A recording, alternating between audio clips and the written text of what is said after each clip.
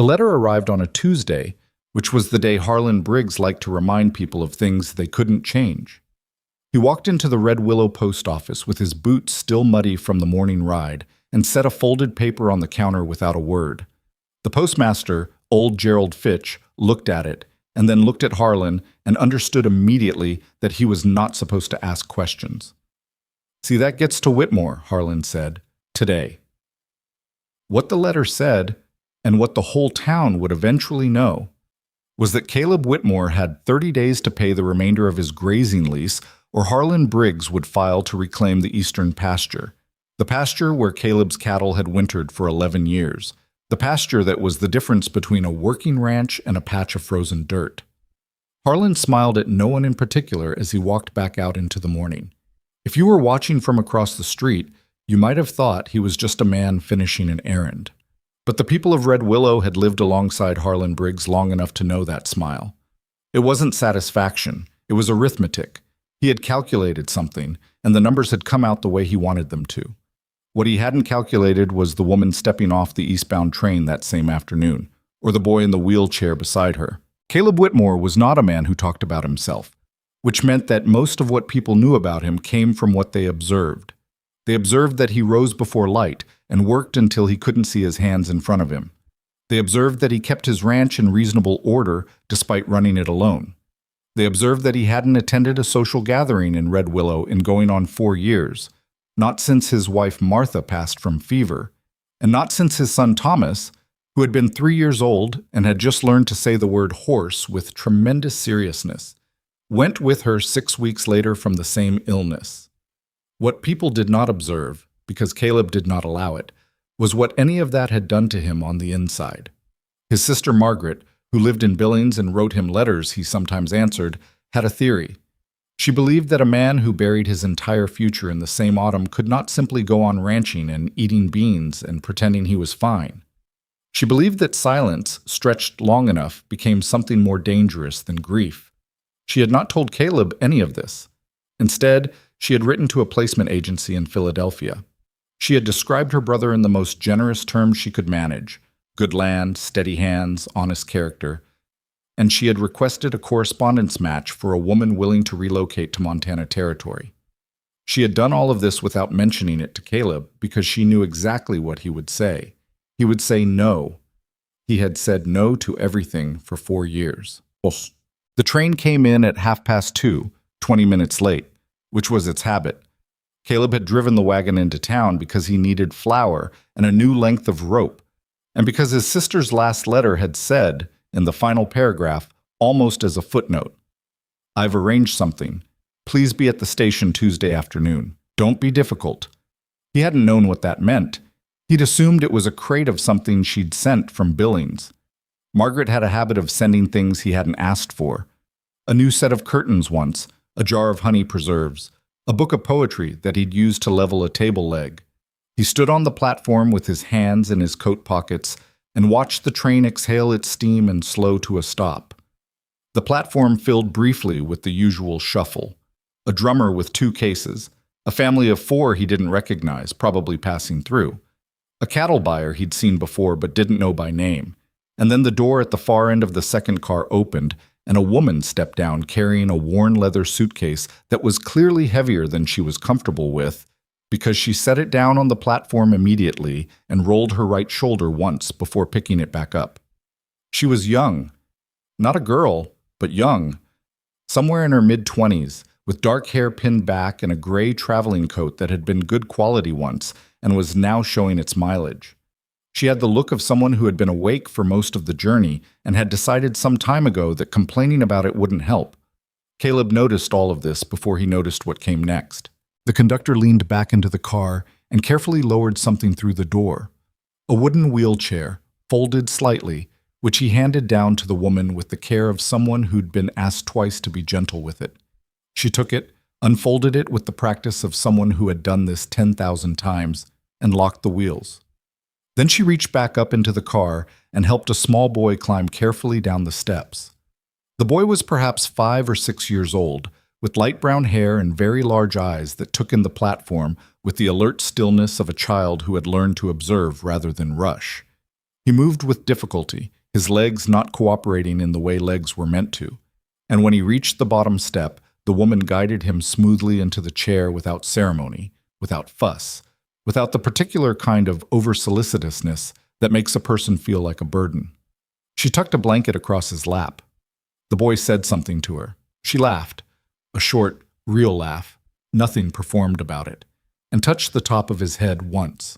Then she straightened and looked around the platform with the expression of someone searching for a face they'd never seen before. Her eyes found Caleb. He knew, in that moment, with a certainty that arrived like cold water, exactly what his sister had done. He didn't move right away. That was the honest truth of it, and it shamed him slightly even as he stood there, that his first instinct was to assess the situation before committing to a direction. 4 years of running a ranch alone had made him practical in ways that weren't always flattering. The woman crossed the platform toward him with the wheelchair in front of her, navigating around a luggage cart and 2 men who didn't move fast enough, and she stopped a few feet away and looked at him steadily. "Mr. Whitmore," she said. Not a question. "Yes. I'm Evelyn Hartwell." She said it plainly, the way you state something that's already true and doesn't require your feelings about it. "I corresponded with your sister. She may not have mentioned—" "She didn't," Caleb said. Evelyn held his gaze for a moment. She had brown eyes that did not look away from difficult things, he noticed. "My son Noah. He was injured in an accident 3 years ago. He uses a wheelchair. If this changes the arrangement, I understand." The boy in the wheelchair was looking up at Caleb with an expression of careful neutrality, the way a child looks at a situation he's been through a version of before and has learned not to show too much of himself too soon.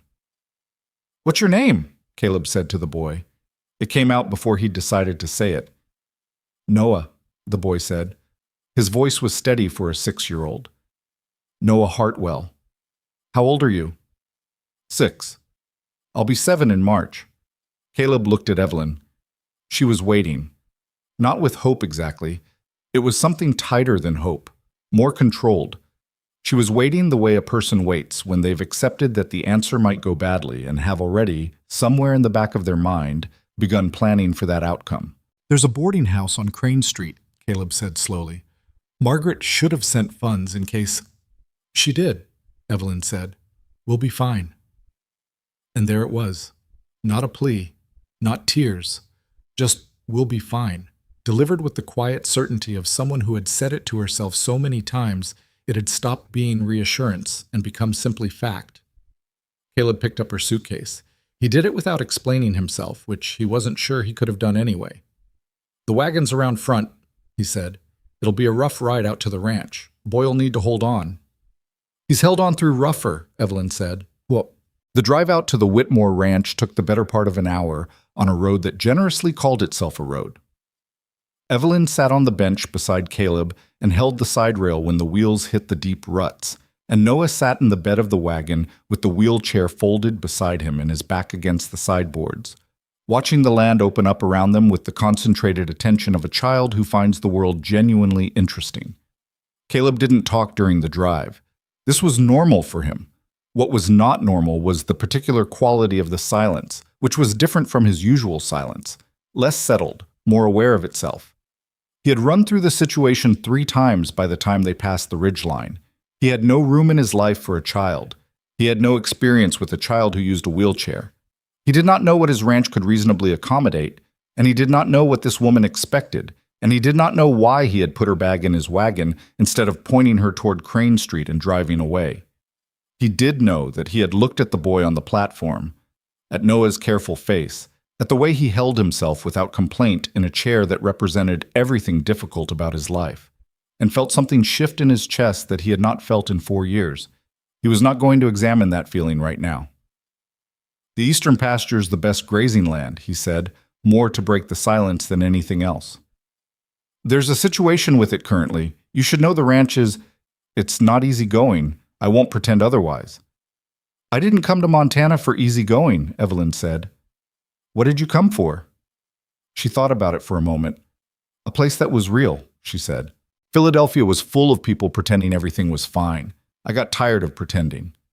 Caleb didn't answer, but he understood what she meant, which surprised him, because he hadn't expected to understand much about her. The ranch appeared through the tree line the way ranches do in late afternoon, the main house first, then the barn, then the smaller outbuildings, all of it made of the same weathered wood that showed its age honestly. It wasn't a sorry place.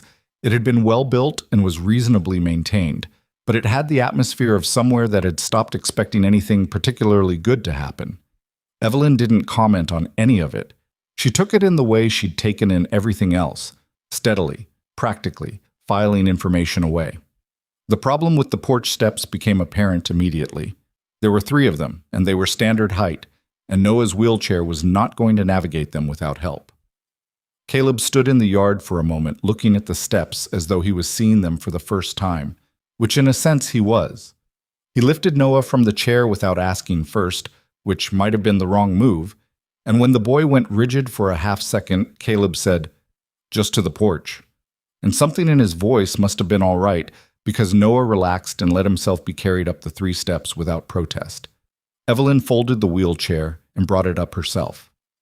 Inside, the house was clean in the way a man's house is clean when he's organized but doesn't have much interest in the details. Functional. The kitchen table had 3 old coffee rings on it that nobody had cared about enough to address. The curtains were the ones Margaret had sent 2 winters ago, and Caleb had hung wrong and never fixed. Noah sat in his chair in the middle of the kitchen and turned slowly to take in the room. "Is that a cattle brand on the wall?" he asked. Caleb looked where the boy was pointing.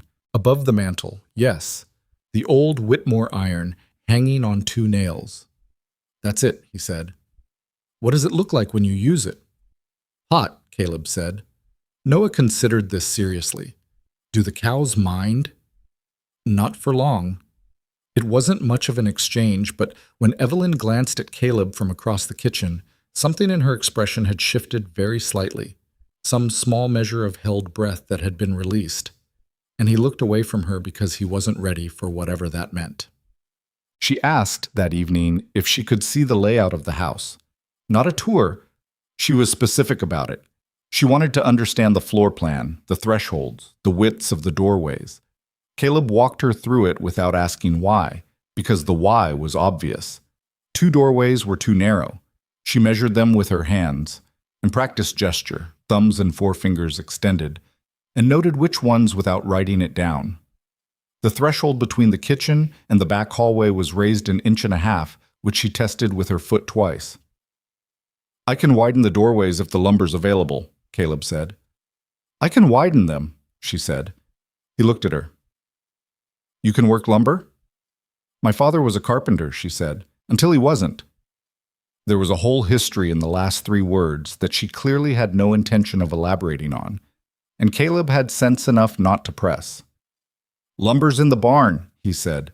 "Tools are on the back wall." She nodded, and that was the end of it. That night, after Evelyn had settled Noah in the small room off the kitchen, the one Caleb had used for storage since Thomas died, which he had cleared out in an hour without letting himself think about it too much, Caleb sat at the kitchen table with the letter from Harlan Briggs in front of him. 30 days. The Eastern Pasture lease had been a handshake agreement for 11 years, the kind of thing that worked fine when the man you were shaking hands with had some interest in doing right by his neighbors. Harlan Briggs had inherited the land from his uncle 2 years ago and had spent those 2 years establishing that he was a different kind of man than his uncle entirely. The number Harlan was asking for the lease renewal was not a number Caleb could meet in 30 days. He knew his accounts. He had worked the numbers 4 times since the letter arrived, and the answer was the same every time. He could sell cattle. He could sell them now, before they were properly winter weight, for less than they were worth, and maybe come close. Or he could lose the pasture, which would mean cutting the herd by 1/3 come spring, which would mean he followed the line of consequence down, and it ended somewhere he didn't want to be. He heard a small sound from the hallway and looked up. Noah was in his wheelchair in the doorway, in a nightshirt with the look of a child who had woken up in an unfamiliar place and was working out where he was. "Can't sleep?" Caleb said. "The wind sounds different here," Noah said. "Montana wind," Caleb said. "You get used to it. Does it always sound like that?" "Like what?" Noah considered. "Like it's looking for something." Caleb looked at him for a moment. Sometimes, he said. Noah wheeled himself closer to the table, slowly, with the particular kind of independence that a child develops when they've understood that asking for help every time teaches people to think of you as someone who always needs it. He looked at the letter on the table. He couldn't read it from where he sat, but he looked at it the way a perceptive child looks at something an adult is worried about, not understanding the specifics, but reading the worry clearly enough. Is something wrong? He asked. Ranching business, Caleb said. Nothing you need to think about. I think about things, Noah said mildly. My mother says I think too much. Your mother might be right. She usually is, Noah agreed.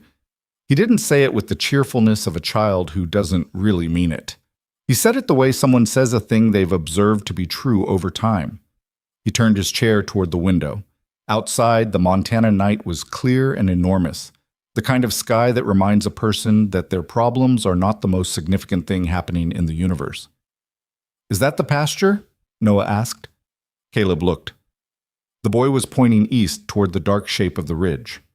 Not quite, he said. Other side of that ridge. Can you see it from up there? From the top of the ridge?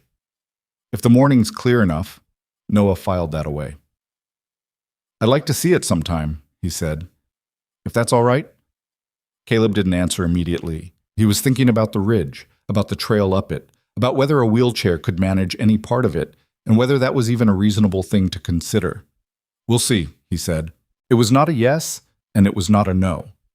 And Noah seemed to understand both the limitation in it and the small possibility it contained, because he nodded once and turned his chair back toward the hallway. Good night, Mr. Whitmore, he said. Good night. Caleb listened to the sound of the wheels on the floorboards until it disappeared around the corner.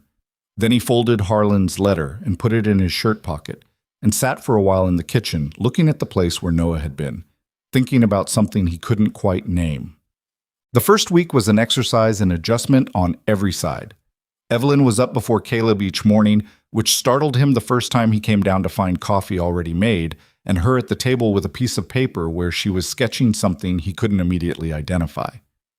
She turned it over when he came in, which told him it was something she wasn't ready to explain yet. He didn't ask. She cooked competently and without fuss. She did not attempt to improve the kitchen or reorganize it according to some system he'd have to learn.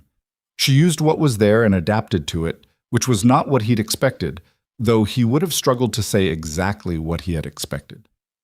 Noah spent the mornings at the kitchen table with a book his mother had brought, a natural history, worn at the spine, and the afternoons near the window watching the ranch with the sustained attention of a scientist conducting an experiment. He asked questions when Caleb came in from the work, specific questions that showed he'd been watching carefully. Why did you move the horses to the far corral this morning, and what does it mean when the cattle bunch up near the fence like that? And is the sky that color because of the weather changing or because of the dust? Caleb answered because it seemed rude not to, and then he answered more completely than he'd intended because the questions were actually good questions, which he hadn't anticipated from a 6-year-old. He's sharp, he said to Evelyn on the 4th evening, out of nowhere, while she was washing the plates. He is, she said, without turning around, like it was something she'd simply known for a long time. Where did he learn to read weather? She was quiet for a moment. His grandfather taught him some, before he died, and he reads everything he can get, the natural history, an almanac I found at a station in Ohio. He memorized most of it. Caleb leaned against the doorframe. Most of an almanac. He has a good memory, she said. Always has, since before the accident. It was the first time she'd mentioned the accident directly, and she said it with the casual steadiness of someone who has absorbed a painful thing so completely that they can speak of it without their voice changing. But her hands paused for just a moment in the water before she continued. Caleb didn't push. He had a strong personal conviction about people's rights to their own silences. On the 6th day, Evelyn asked him directly about the letter. They were in the barn after the evening feed, him checking the hinges on a stall gate that had been sticking, her examining the lumber he'd mentioned and running her hand along the planks with the assessing quality of someone who knows what they're looking at. The letter on the table, she said, the one you were reading when Noah woke up. That's a debt, isn't it? He thought about denying it or deflecting it, but something about the directness of her manner made that seem more exhausting than just answering. Lease dispute, he said. Eastern pasture. Man who owns the land is calling in the renewal and setting a price I can't meet in his timeline. What happens if you can't meet it? I lose the grazing rights. Cut the herd in spring. He said it flatly, because that was the only way he knew to say hard things. Evelyn was quiet for a moment. She was still looking at the lumber. Is there a legal angle? I have a handshake agreement going back 11 years. Not worth much in writing because it was never in writing. Were there witnesses? He looked at her. Probably. I haven't thought about it that way. In Pennsylvania, she said slowly, my father lost a contract dispute because he'd never documented anything. The other man had a lawyer, and my father had his word, and his word wasn't admissible. She turned and looked at him. If you have 11 years of witnesses, that might be worth something. I'm not a lawyer, he said. No, she said. But Red Willow has one, doesn't it? He looked at her for a long moment. Yates, he said. Arthur Yates. He's not... He stopped. He's old and he drinks. Does he know the law? He used to. Then he might still, Evelyn said. It's worth finding out. She turned back to the lumber and began sorting through it with the same focused efficiency she brought to everything. Caleb watched her for a moment without knowing he was doing it. He had not thought about Arthur Yates in 2 years. He had not thought about fighting Harlan Briggs with anything other than money, which he didn't have. He had not, if he was being fully honest with himself, thought about any of this from more than one direction. He'd been doing that, limiting his angles for 4 years. Taking the narrowest view of every problem, because the wider view was where all the things he couldn't think about lived. He pulled the barn door open to let in the last of the evening light. I'll ride into town Thursday, he said. Evelyn nodded. That was all. She didn't make anything of it. But it was not Harlan Briggs or Arthur Yates or the Eastern pasture that put everything to the test that first season.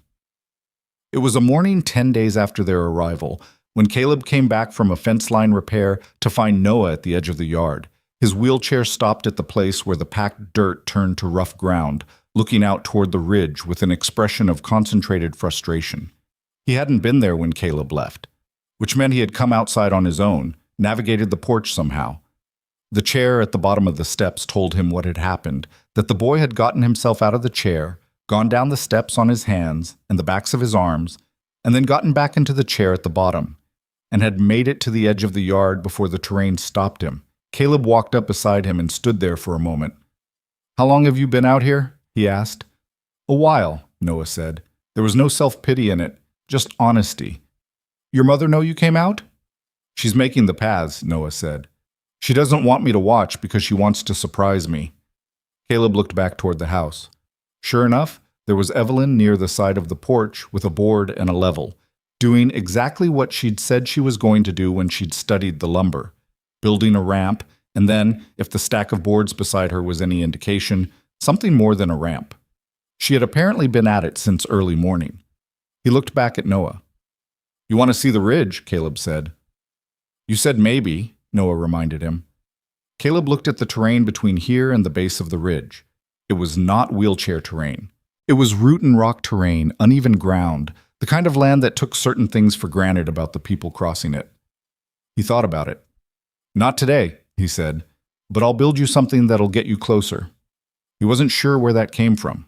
The words arrived, and he let them. A path. Not like what your mother's doing, something that goes further out. Noah looked at him, then back at the ridge. The cattle like to gather near the base on cold mornings, Caleb said, without being asked. You can count them from down there if you know what you're looking for. Would you teach me? Noah said. Caleb picked up the wheelchair handles and turned it toward the barn. Let's start with what I know, and we'll see how far that gets us. It was not, he understood as he pushed the boy across the yard, a small thing he had just agreed to. It was not a kindness he'd offered and could take back. It was the beginning of something that would require him to show up consistently, which was not a thing he had been doing for anyone in a long time. He pushed the wheelchair through the barn door and into the smell of hay and horses. First thing, he said, A good cattle hand can tell the mood of the herd before he can see their faces. You start with that. Noah leaned forward slightly in his chair, the way a person leans when they're ready to listen. The Montana wind found the gaps in the barn siding and moved through them with its particular searching sound, and Caleb Whitmore, who had wanted nothing and no one, began to teach the boy beside him what he knew about the land. Outside, Evelyn Hartwell set another board in place and leveled it carefully and drove the nail home with 4 clean strokes of the hammer, building something that would last. And somewhere at the edge of town, Harlan Briggs read over his letter one more time and smiled his arithmetic smile, certain that 30 days was enough time to finish what he'd started. He was calculating, as he often did, with incomplete information. Arthur Yates kept his office above the feed store on Millward Street, which meant that visiting him required climbing a staircase that smelled of grain dust and something older and less identifiable, and knocking on a door that had the word attorney painted on it in letters that had once been gold and were now the color of old mustard. Caleb knocked on Thursday morning, as he'd said he would. There was a long pause, then the sound of something being moved, and then Yates opened the door in his shirt sleeves with his collar undone, and his eyes carrying the particular careful quality of a man who had learned to appear more sober than he was on short notice. He was 60-something, with white hair that hadn't been introduced to a comb recently, and hands that had once been a lawyer's hands, precise, controlled, but had developed a slight tremor over the years that he managed by keeping them occupied. Right now, one of them held a pen, and the other was gripping the doorframe with more intention than the situation strictly required. "Whitmore," he said. "Yates. Haven't seen you in a while." "No," Caleb agreed. They looked at each other for a moment with the mutual acknowledgement of 2 men who have both been living inside their own difficulties and haven't had much occasion to check on each other's. "You'd better come in," Yates said. The office was exactly what the staircase had promised, cluttered in a way that suggested a system that only its owner understood, with stacks of papers on every surface and a desk that was buried under what appeared to be the accumulated documentation of 2 decades of other people's problems. A window looked out over Millward Street, and the morning light came through it at an angle that illuminated a great deal of floating dust. Caleb sat in the client chair, which was solid enough, and laid out the situation plainly. The 11-year lease. The handshake. Harlan Briggs and his letter, and his 30 days. The number that couldn't be met. Yates listened without interrupting, which was one of the things he'd always been good at even in his diminished state. He turned the pen over in his fingers twice while Caleb talked and looked at the desk rather than at Caleb, which was his way of concentrating. When Caleb finished, Yates was quiet for a moment. "Verbal agreement, witnessed over 11 years, he said slowly. "That's not nothing. That's actually something, depending on how we build it. What do we need?" "People," Yates said.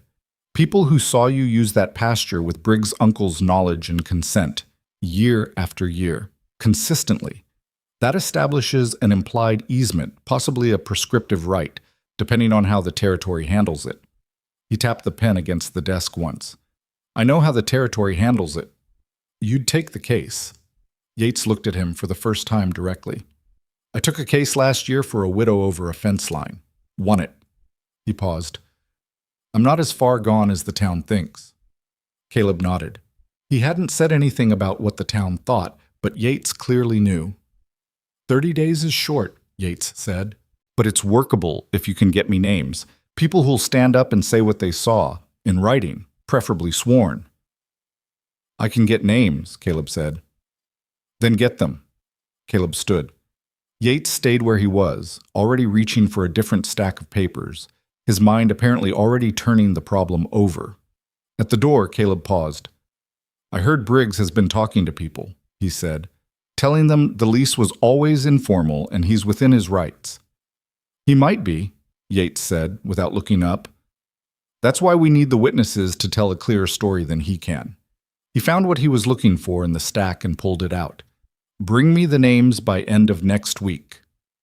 Caleb went back down the grain dust staircase into the morning light and stood for a moment on the boardwalk outside doing the calculation. Who had seen him work that eastern pasture over 11 years? Who would be willing to put their name to it? And who Harlan Briggs might have already gotten to first? He didn't tell Evelyn everything when he got back. He told her Yates was taking the case and that he needed witnesses, and she nodded and said, "How many do you need?" And he said he wasn't sure yet, and she said, "Start with the ones closest to the land, your immediate neighbors. They'll have seen more than you think." It was practical advice and obviously correct, and he was faintly annoyed that he hadn't arrived at it himself before she said it, which was an unreasonable thing to be annoyed about. He recognized that. What he didn't tell her was the other conversation he'd had in town. Not with Yates. The one at Hargrove's general store, where he'd gone for the flour and rope he'd originally driven in for, and where Donna Hargrove had said to him with the particular combination of genuine sympathy and involuntary relish that some people bring to bad news, "I hear you brought home a woman and a crippled child, Caleb. Must be a situation." He'd said, "I need flour and a rope," and she'd gotten them, and he'd paid and left. But he'd heard it, and it had sat in him on the drive home, next to Harlan's letter, and Yates's trembling hands and all the other things he was carrying. A crippled child, said with the tone of someone listing a liability. Noah had been at the window when Caleb pulled the wagon in. He'd waved, a small direct wave, and gone back to whatever he was looking at, which turned out to be a red-tailed hawk circling above the barn. "He came back 4 times, Noah told him when he came in. "The hawk. I counted." "Looking for mice," Caleb said. "Did he get any?" "Probably." He set the flour on the counter. "Were you watching the whole time?" "I was watching the pasture too," Noah said, turning the pages of his almanac to something he'd bookmarked. The cattle moved twice, both times toward the southeast corner. "My book says that can mean weather pressure changing." Caleb looked out the window at the sky. It was clear enough right now, but the boy was not wrong about the southeast corner. The cattle had a way of feeling pressure before he could see it himself. "What else does your book say?" he asked. Noah read him the passage, which was from a chapter on animal behavior in relation to meteorological conditions. And Caleb listened and thought that if he had been 6 years old and confined to a wheelchair in an unfamiliar ranch in Montana Territory, and his response to that situation was to memorize an almanac and count hawk passes, he would not have known what to make of himself. The paths were done by the end of the 2nd week. Evelyn had not built just a ramp at the porch. She had built a network, not elaborate, not more than what the materials allowed, but practical and thought through. A ramp at the front and at the back. A hard-packed track along the side of the house that met the one Caleb started building from the barn. He'd started it without discussing it, just picked up where the lumber allowed, so that Noah could get from the house to the barn door without hitting the rough ground. She widened the 2 doorways herself, which took 3 days and produced more sawdust than Caleb expected, and left her with a blister on her right palm that she treated by wrapping it in a strip of cloth torn from an old shirt and continuing to work. He noticed the blister. He didn't say anything about it because she obviously didn't want him to, but he left a tin of the salve he used for saddle sores on the kitchen windowsill without explanation, and in the morning it was in a different position, and the blister the next time he saw her hand was wrapped more neatly. Noah, for his part, took to the barn with a seriousness that Caleb found both useful and occasionally exhausting. He wanted to know everything. He wanted to know it accurately. He asked follow-up questions when an explanation had gaps in it, which meant Caleb's explanations had to be complete, or he'd be there a while. "Why does this one stand differently from the others?" Noah asked one morning, pointing at a roan steer that had been off his feed for 2 days. "Something's bothering him. Could be the hoof. Could be the gut. How do you tell which?" "Watch how he moves. If it's the hoof, he'll favor it. If it's the gut, he'll stand still and look uncomfortable all over." Noah watched. "He's not favoring anything," he said after a moment. "No," Caleb agreed. "So it's the gut." "Most likely." "What do you do for that?" Caleb told him. Noah absorbed it. The next morning the boy reported that the steer had moved to the water trough twice in the night, which he'd apparently observed from the window, and that this matched the description Caleb had given of how a gut-uncomfortable animal behaves when improving. He was right. The steer was better by afternoon. Caleb looked at the boy in his wheelchair by the barn door, turning the pages of a notebook he'd started keeping, observations, dates, which animal behaved which way. and felt something he hadn't expected to feel. Something that was not quite pride, because the boy was not his, but was close enough to it that the distinction was becoming less clear. The trouble came from a specific direction, the way trouble usually does when you've been too focused on the trouble from the other direction. Her name was Ruth Callow, and she was the wife of Pete Callow, who owned the nearest neighboring ranch to the east. They were not unfriendly people. Pete had helped Caleb pull a stuck wagon out of mud 3 years back, and Caleb had returned the favor twice. But Ruth Callow had strong opinions about how things ought to be done, and an equally strong compulsion to share them. She arrived on a Wednesday afternoon in a buggy with her daughter Clara, who was 14 and had her mother's forthright jaw and her father's more forgiving eyes. And she knocked on the front door, and when Evelyn answered, she looked at Evelyn with the complicated expression of a woman who has formed a judgment and is now in the process of adjusting it to fit the actual person in front of her. "Mrs. Whitmore," she said, which startled Evelyn slightly, because she and Caleb were not yet formally married, the arrangement between them still more practical than legal, but she recovered and said, "Please come in." And Ruth Callow came in with Clara behind her and stopped when she saw Noah at the kitchen table. He looked up from his notebook. "Hello," he said. Ruth Callow looked at him, then at the notebook, then at the widened doorways and the paths visible through the window. "How old are you?" she asked him, the way adults ask children that question as a starting point when they haven't figured out yet what they actually want to know. "6, Noah said, almost 7. "Can you read?" "Yes." "What are you writing?" "Cattle observations," Noah said. "Mr. Whitmore's teaching me to read the herd." Clara, who had been standing behind her mother looking at the floor, looked up at that. Ruth Callow made a sound that was not quite anything. Not approval, not disapproval, just the noise a person makes when something doesn't fit the shape they'd expected. She sat down at the kitchen table and accepted the coffee Evelyn offered and looked around the kitchen with the assessing quality of someone compiling information. The coffee rings were gone, Caleb noticed from the doorway where he'd appeared. He'd come in from the barn when he heard the buggy and had been standing in the hallway deciding whether to come forward. The table was clean. The curtains had been rehung correctly. "I heard things in town," Ruth said to Evelyn, setting her cup down. "People talking."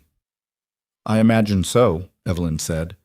She sat across from Ruth with her own cup and met the woman's gaze without aggression and without apology.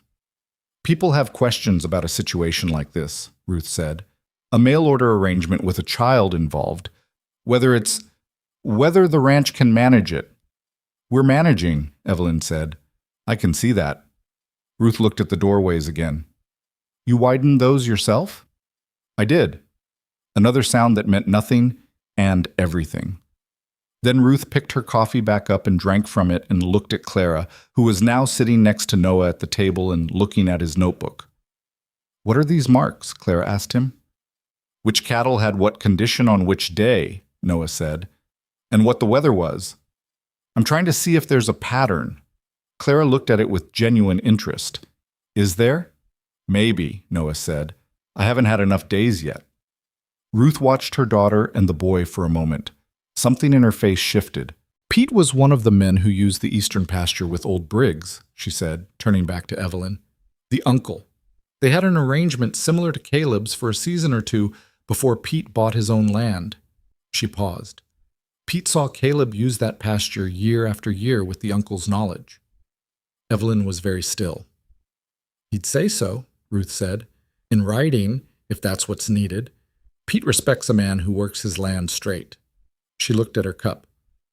"We don't think much of Harlan Briggs." Caleb stepped out of the hallway. Both women looked at him. He hadn't exactly been hiding, but he hadn't announced himself either, and everyone in the room understood that. "I was about to come in," he said, which was not entirely true. "Pete will be home this evening," Ruth said, as if she and Caleb had been having a conversation she was now continuing. "If you want to come by." "I'll come by," Caleb said.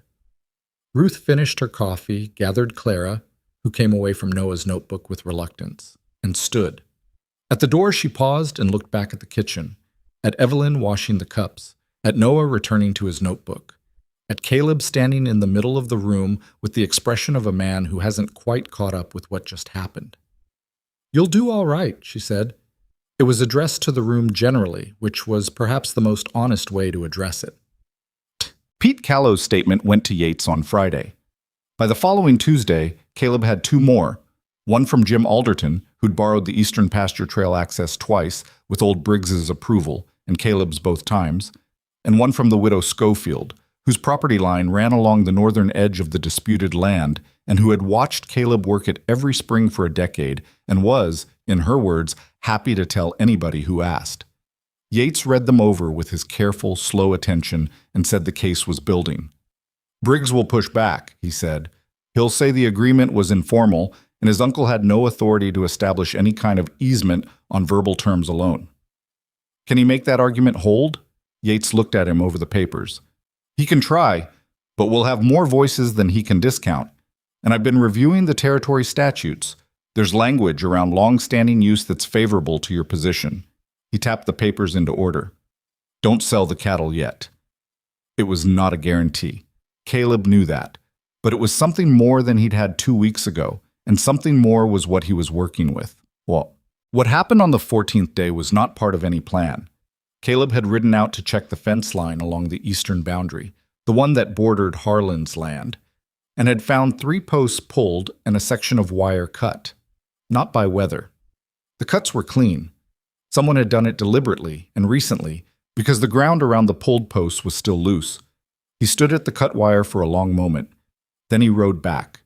He told Evelyn when he came in, not because he'd decided to tell her, but because she was there and looked at his face and said, "What happened?" in the tone that means the question is not optional. He told her. She listened without interrupting. "Can you document it?" she said. "What? The cut wire? The posts? Can you show that it was deliberate rather than weather damage?" He thought about it. "If I photograph it. There's a man in town with a camera. Does portraits mostly. Does he do property documentation?" "He might, for the right price." "How long will the evidence hold?" she asked, "before weather or someone else disturbs it?" He hadn't thought about that either. "Few days, maybe less if the wind comes up." "Then you should go back tomorrow morning," she said. "Early, before anything changes." Noah had been listening from the table. His pen stopped on the page. "Is this about the pasture?" he asked. "Yes," Caleb said. There didn't seem to be a reason to soften it for a child who was already tracking the herd's gut conditions in a notebook. "If someone cut the fence on purpose," Noah said slowly, "they could move cattle through that gap. Our cattle could end up on the wrong side, or Briggs's cattle could end up on the right side." Caleb looked at him. "Either way," Noah said, "it makes the boundary look like it doesn't matter, or like your cattle don't stay where they're supposed to." The boy was 6 years old. He had just described, with more clarity than Caleb had managed in the 10 minutes since he'd ridden back, exactly what cutting that fence was designed to accomplish. "Yes," Caleb said, "that's probably the point." "So you need to fix the fence tonight," Noah said, "before it gets used for that." Caleb was already at the door for his coat. He rode back out in the last hour of daylight and fixed the fence with the wire he kept in the saddlebag and reset the posts as best he could in the fading light. And he was back before full dark, and when he came in, Evelyn had supper on the table, and Noah had a cup of hot water because he'd asked for it, and Evelyn had given it to him without asking why, the way a mother responds to small requests from a child who doesn't make many. The 3 of them sat at the kitchen table. Outside, the wind moved through the dark in its searching way. "Pete Callow's fence was checked last week," Caleb said between bites. He mentioned it, said a section needed resetting. Evelyn looked at him. "Briggs's land borders the Callow property too," Caleb said. It was a piece of information that didn't need to be made into a conclusion. They all arrived at it at the same time, which was a strange feeling, sitting at a table with 2 people he'd known for 2 weeks and finding that their minds moved in the same direction his did. "You should tell Yates," Evelyn said, "in the morning." "And Pete?" "Yes." Noah was eating his supper and looking at nothing in particular, processing something. Then he said, "Mr. Briggs is trying to make everything look like it's already his." "That's one way to put it," Caleb said. "It won't work," Noah said. It came out with the flat certainty of a child making a statement he's thought through and believes. Caleb looked at him. Why do you say that? Because you're still here, Noah said. And Mrs. Ruth said Mr. Pete will say what he saw. And the widow, too. He went back to his supper. Mr. Briggs probably thought you'd give up. People who do things like that usually think the other person will give up. Caleb sat with that for a moment. He was not a man who looked to a 6-year-old for reassurance, and he was aware that that's what this was, partly. But he was also aware that the boy's reasoning was not wrong, and that there was something clarifying about hearing your own situation described by someone who had no personal fear of it. Eat your supper, he said. Noah ate his supper. But the following Saturday, Harlan Briggs rode out to the ranch himself. He came without announcement, which was a choice, and he came in the late morning when the light was flat and unpleasant and the yard was muddy from 2 days of rain. He wore a good coat and a hat that was nicer than anything Caleb owned, and he sat on his horse and called out toward the house, because he apparently saw no reason to dismount. Caleb came out from the barn. He didn't hurry. He crossed the yard at the pace he normally crossed it, and stopped 10 feet from Harlan's horse and looked up at him. Harlan Briggs was 41 years old, with a square face and the easy manner of a man who had grown up being told his opinions were worth more than other people's. He wasn't physically imposing. He was in fact somewhat slight, but he carried himself with the particular authority of someone who has money and knows that money does a significant portion of his standing for him. "Whitmore," he said, "I wanted to see how things are." His eyes moved across the yard and found the paths, the boards running from the house to the barn, and stayed on them for a moment with an expression of polite bewilderment. "I heard you've got a family situation." "I've got a ranch," Caleb said. "Sure." Harlan looked back at him. "I want to be reasonable about the pasture. I think 30 days was maybe short notice. I could extend it." He let that land.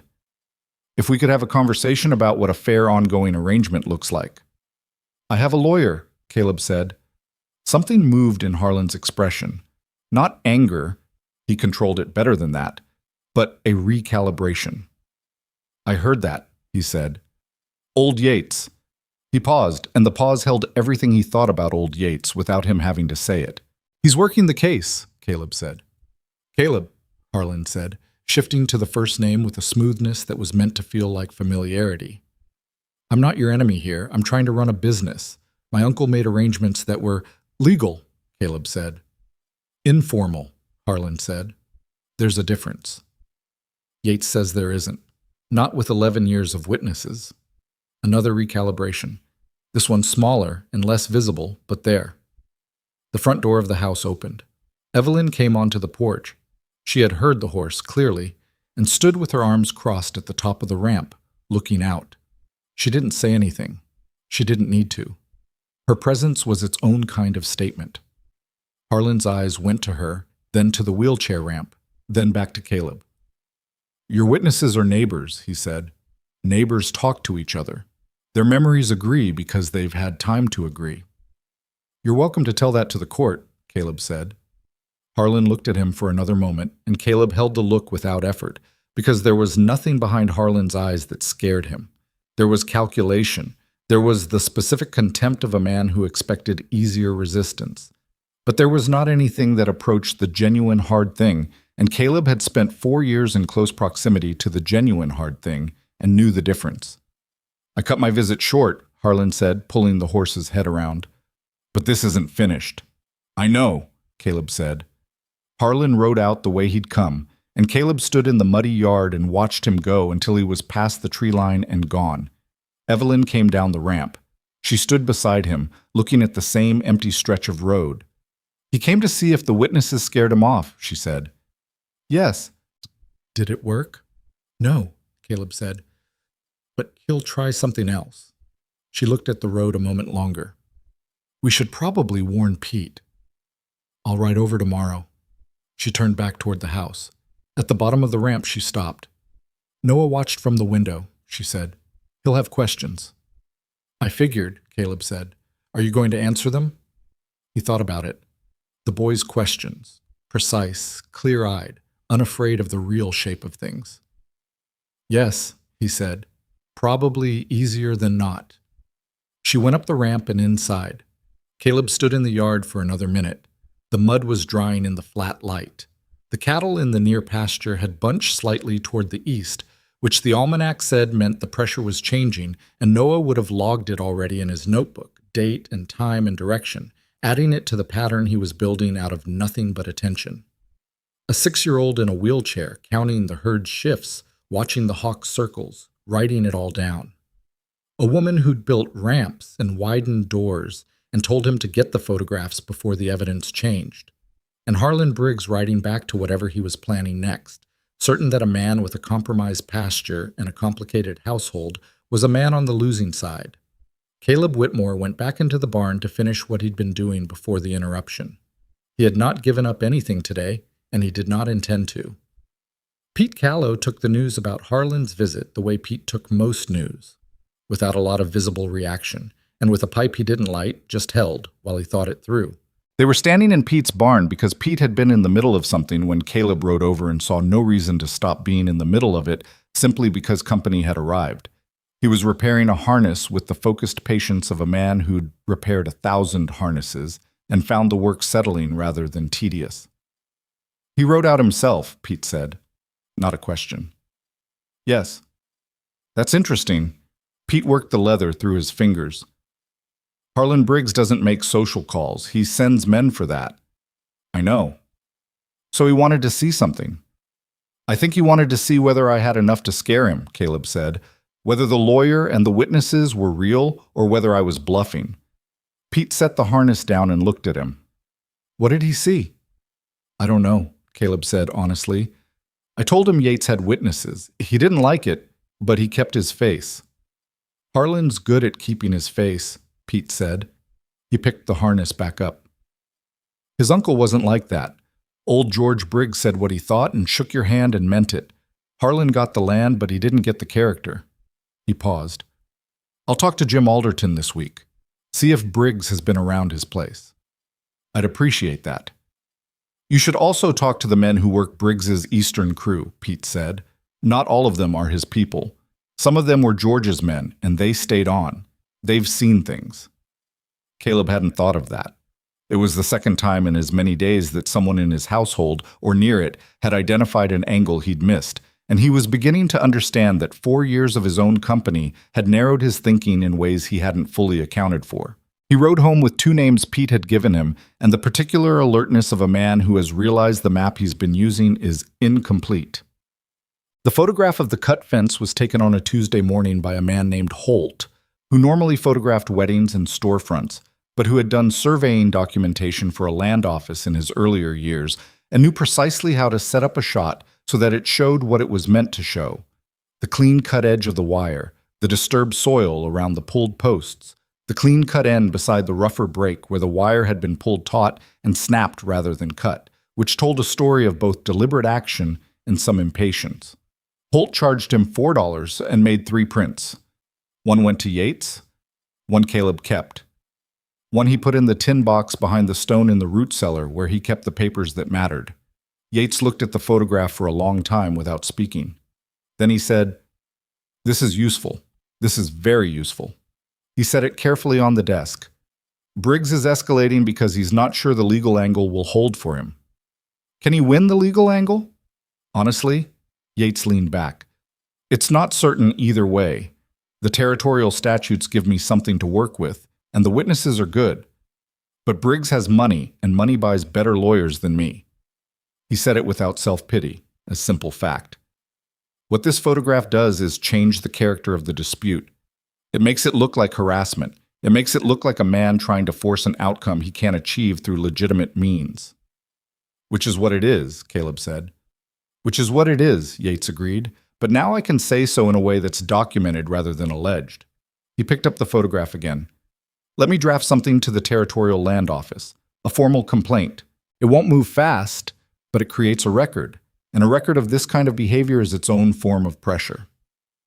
Caleb left the office and walked down the grain dust staircase and stood on the boardwalk in the cold morning air and did something he hadn't done in longer than he could precisely remember. He stood still for a full minute without being on his way somewhere, just letting the weight of the situation settle and shift slightly in a direction that felt, for the first time, less like inevitable loss. He came home to find Noah had gotten himself into a situation, not a dangerous one, but a situation. The boy had somehow persuaded himself, and Caleb would have liked to understand the exact chain of reasoning, that if he positioned his wheelchair at the top of the barn ramp and locked one wheel and unlocked the other, he could swing himself around to face the interior of the barn at an angle that would let him reach the lower latch on the stall gate that Caleb had been meaning to raise for 3 weeks. The logic was not entirely wrong. The execution had resulted in the wheelchair tipping sideways against the barn wall and Noah sitting in it at a 30-degree angle, thoroughly stuck, unable to right himself, with the expression of a person who has made a specific series of decisions and is not prepared to disown any of them, but is also aware that they have not worked out. The horse in the nearest stall was watching him with the mild interest of a creature with very little else demanding its attention. Caleb stood in the barn doorway for a moment. "How long have you been like that?" he asked. "A while," Noah said, which was apparently his standard measurement of time for situations he'd prefer not to quantify precisely.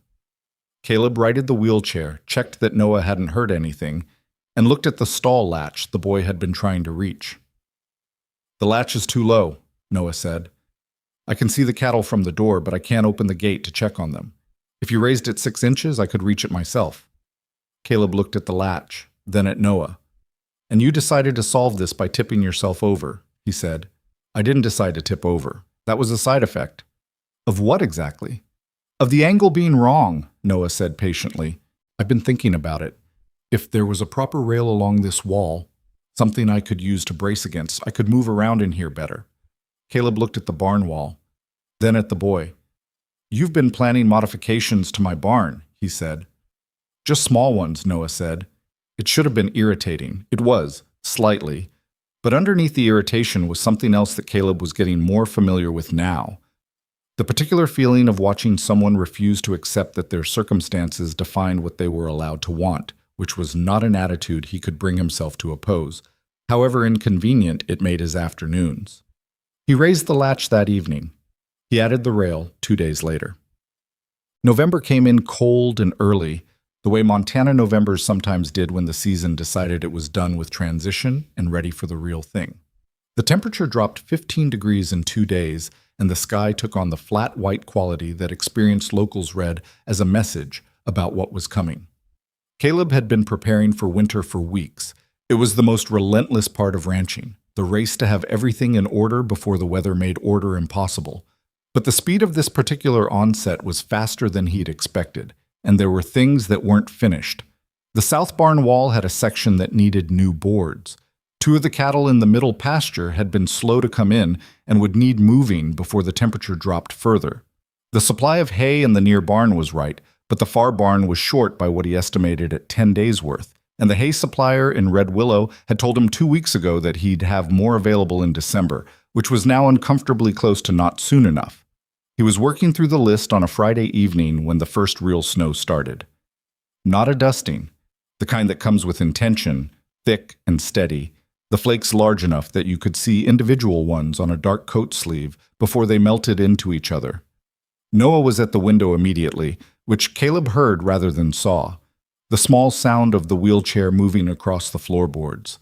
The particular quality of attention that a child who has been watching the sky for weeks brings to the moment the sky finally does what he's been waiting for. "The cattle in the middle pasture," Noah said from the window. "They're not moving toward the barn." Caleb was already pulling on his coat. "They drift when it starts," he said. "Sometimes they need bringing in." "Do you want me to—" Noah started and stopped himself because he knew the answer. "I'll be back before dark," Caleb said. "Keep the stove." He went out into the snow. The middle pasture was a 1/4 mile from the barn, across ground that was changing its character by the minute as the snow accumulated on it and filled in the subtle variations of the surface that told you where to step. Caleb had crossed it 10,000 times and could have done it without sight, but the snow was heavy enough now that it was coming at him sideways in the wind, and he had to keep his head down and navigate partly by memory. The cattle were where Noah had said, not moving, bunched in the low part of the pasture where the land dipped slightly and the wind was less. They were not in distress yet, but they were not moving toward the barn either, which in weather like this could go from inconvenience to problem in a matter of hours. He spent 40 minutes getting them in. It was not elegant work. Cattle in bad weather are not cooperative, and 2 of them broke east twice before he got them turned. And by the time the last one was through the barn door, his coat was soaked through on the shoulders, and he was cold in the specific way that said this night was going to be worse than forecast. He checked the water in the troughs, still running, but he knew from experience that tonight might freeze the lines, and checked the south wall's condition and made a decision about the hay, which was that he needed to move a significant portion of it from the near barn to the far barn tonight, while he could still manage the distance. He hadn't eaten supper. He went back to the house for 20 minutes to eat what Evelyn put in front of him without him being asked, which was bread and beans, and something hot that he didn't identify, but which solved the cold problem temporarily. And he told her the situation with the hay, and she said, "Tell me what to move and where." And he said, "It's heavy work in bad weather." And she said, "I know what hay weighs." And that was the end of that conversation. They worked together for 2 hours in the dark and the snow, carrying bales from the near barn to the far barn, with a lantern hung at each end, and the wind doing its best to make the entire project miserable. Evelyn was stronger than she looked, which he'd already known from watching her work the lumber, but in this context it was more immediately relevant. She didn't complain and she didn't slow down. And when she dropped a bale once on a patch of iced ground that neither of them had seen in the dark, she swore briefly and picked it back up and kept going, which Caleb found, for some reason, he didn't examine, deeply reassuring. They came back in close to 9 o'clock. Noah was at the table with the lantern and his notebook, having apparently spent the 2 hours they were gone conducting some project of his own involving the almanac and what appeared to be a hand-drawn chart of some kind. He looked up when they came in, took in the state of them, snow-crusted, red-faced, moving with the careful deliberateness of people whose muscles are registering complaints, and said nothing about any of it. "The almanac says this pattern usually runs 3 days," he said instead. Caleb sat down heavily at the table. "You've been charting it." "I've been trying to," Noah said. "It's hard without more years of data." He turned the chart around so Caleb could see it. It was a grid, hand-ruled with careful lines, with dates along one axis and weather indicators along the other, temperature changes, wind direction, cattle behavior, what the sky had looked like each morning. He'd been keeping it since the first week. "If the pattern holds, the worst will be tomorrow night, and then it'll ease." Caleb looked at the chart, then at the boy who'd made it. "Where did you learn to build a chart like this?" "The almanac has one in the back," Noah said. "I copied the format." Evelyn was at the stove, not turning around, but he could see from the set of her shoulders that she was listening with the particular quality of a mother who is trying not to visibly react to something her child has done that she finds significant. "The cattle are going to need water in the morning regardless," Caleb said, looking at the chart, "if the lines freeze." "The near trough or the far one usually freezes first?" Noah asked. "Near one, shallower." Noah made a note. He actually made a note, in his notebook, about which trough froze first, as though this was information he intended to use. Caleb looked at him for a moment. "What are you going to do with all of this?" Noah thought about it genuinely, not the way a child thinks about a rhetorical question, but the way he thought about everything, as though it deserved a real answer. "I don't know yet," he said, "but I think if you know the patterns well enough, you can make better decisions before things get bad instead of during." It was a sound theory. It was, in fact, the theory behind every good ranching decision Caleb had ever made, stated back to him by a 6-year-old in a wheelchair who had been on the ranch for less than 2 months. "Get some sleep," Caleb said. "Tomorrow's going to be long." He was right about that. The storm intensified overnight, and by morning the snow was deep enough that the paths Evelyn had built were buried, and the distance between the house and the barn was a different kind of crossing than it had been the day before. Caleb was out before light, working by lantern, checking the animals and the water lines, doing the cold mechanical work of keeping a ranch alive through weather that wanted to shut it down. The south wall of the barn gave him trouble. The section he'd meant to repair had shifted in the night, and there was a gap now at the lower edge where the wind was getting through in a way that was going to be a problem for the 2 horses stalled closest to it. He spent an hour rigging a temporary solution with boards and rope that was not elegant but would hold through the storm, and came in for breakfast at 7 with hands so cold he had to flex them several times before he could manage the door latch. Evelyn was already at the stove and there was coffee, and Noah was at the window again. "The far trough," Noah said without turning. "Is it frozen?" "Not yet. The near one is. I broke it twice already." Noah made a note. Of course he did. "The Callow Ranch," Caleb said over his coffee. "If this is hitting us like this, it's hitting them the same." "Pete can handle his place," Evelyn said. "I know, but there's the widow Schofield." He paused. "She's on her own. Husband's been gone 6 years, and she runs it with one hand and a lot of stubbornness." He looked at the window. The snow was still coming. "If something gives over there in weather like this and she's got nobody—" "Can you get there in this?" Evelyn asked. "On the horse. It'd be slow." Evelyn thought for a moment. "I'll manage here," she said. "I know what needs checking. Noah can tell me if the cattle show anything from the window, and I can break the trough ice." "The near trough takes a full swing," Caleb said. "The ice gets thick." "I've broken ice before." He looked at her. She was stirring something on the stove, and her back was to him, and her voice was matter-of-fact, the way it was when she was saying something she'd already decided and didn't want to spend energy defending. He rode out to the widow Schofield's place. He found her in her barn with a lamp and a problem. A section of the roof had given under the snow load on the north side. Not collapsed, but buckled, with a gap that was letting weather in on 3 of her 4 dairy cows. And she was rigging a canvas tarp over the gap, with the grim determination of an experienced woman who has dealt with too many ranch emergencies alone to be surprised by one more. "Whitmore," she said when he appeared in the door. "I was going to send for someone when the road's cleared." "Roads aren't cleared," he said. "What do you need?" They spent 2 hours on the roof in the snow, which was not a pleasant 2 hours, shoring up the buckle with a ridge beam he found in her storage and getting the canvas secured properly. The widow Schofield worked beside him without asking him to do anything for her that she could do herself, which was its own kind of communication. When they were done, she made him drink coffee in her kitchen and looked at him with her sharp dark eyes across the table. "I heard Briggs came out to see you," she said. "He did." "I heard what he said about the witnesses." She wrapped both hands around her cup. "He sent a man to my place last week.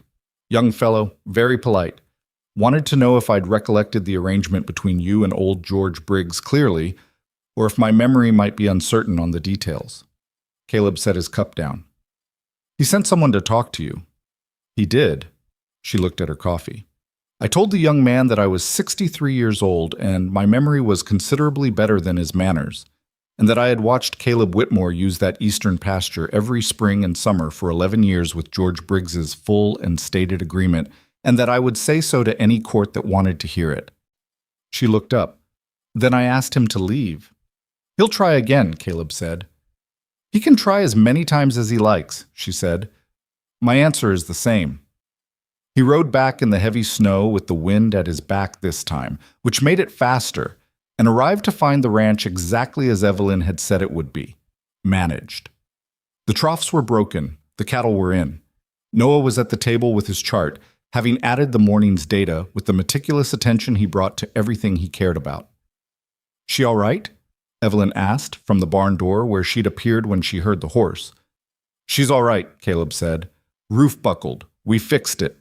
Evelyn nodded and went back into the barn to finish whatever she'd been doing, and Caleb put the horse up and stood for a moment in the comparative warmth of the barn, listening to the storm work at the roof and the walls and finding the solid places in both. The second night of the storm was worse than the first. Noah's chart said it would be, and it was. And at 2 a.m, Caleb heard a sound from the far barn that was not the usual sound of stressed timber and wind, but something more specific and wrong, and he was dressed and out the door in 4 minutes. The far barn's main door had blown in. Not the whole door. The bottom hinge had failed, and the door was hanging at an angle, banging against the frame with each gust.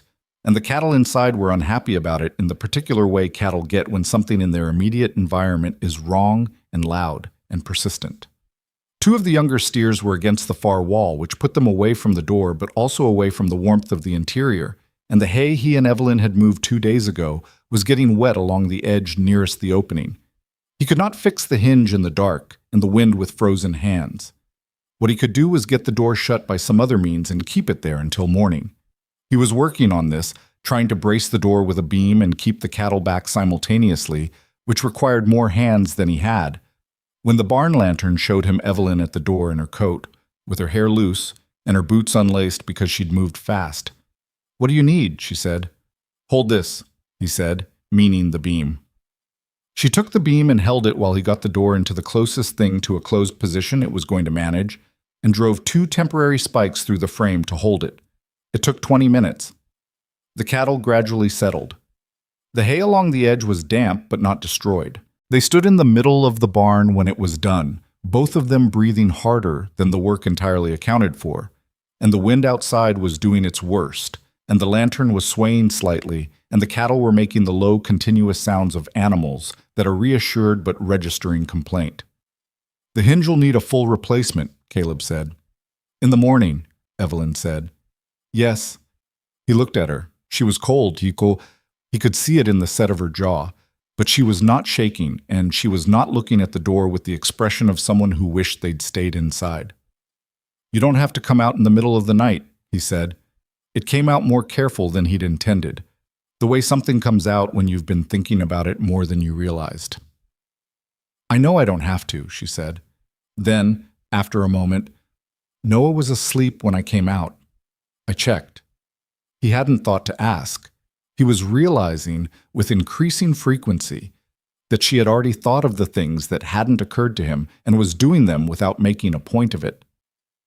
They walked back to the house in the snow and dark, not close together, but not far apart either, moving with the particular ease of 2 people who have done physical work together in difficult conditions and found the other one reliable. Inside, the stove still had coals. Evelyn put more wood on without asking whether he wanted her to. He sat at the table and looked at Noah's chart in the lantern light, at the careful columns of dates and numbers and observations, at the prediction written in the boy's precise hand at the bottom margin.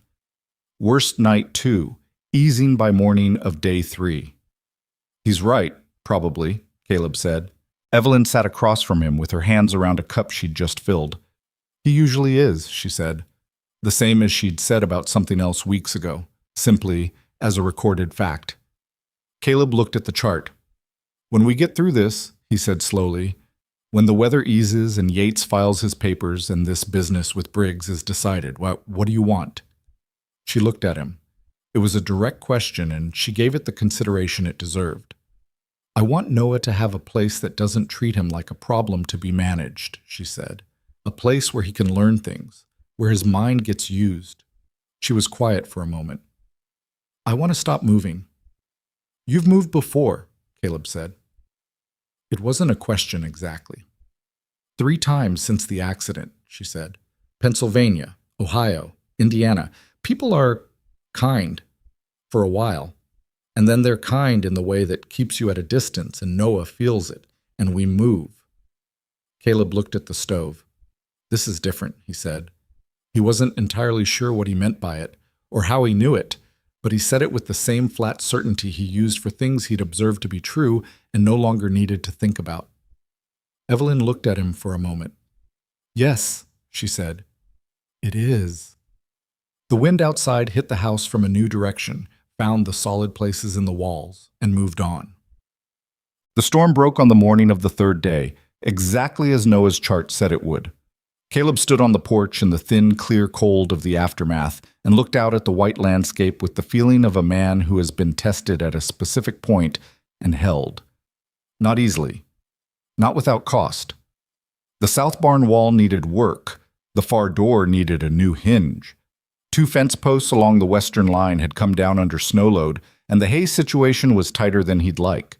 He had a list, and the list was long. But the cattle were in. The water lines had held. The widow Schofield's roof was braced. His witnesses were still willing to testify, and Harlan Briggs's man had been told by a 63-year-old woman that her memory was better than his manners. Noah appeared at the window. He was holding his chart and looking at the sky with the expression of a child who has made a prediction and is now in the process of verifying it. "Day 3, he said when Caleb came back inside. "Day 3, Caleb agreed.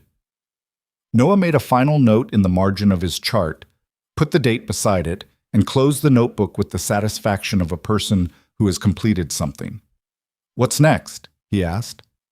Caleb pulled off his coat and looked at the list he'd been building in his head since the door hinge failed at 2 a.m.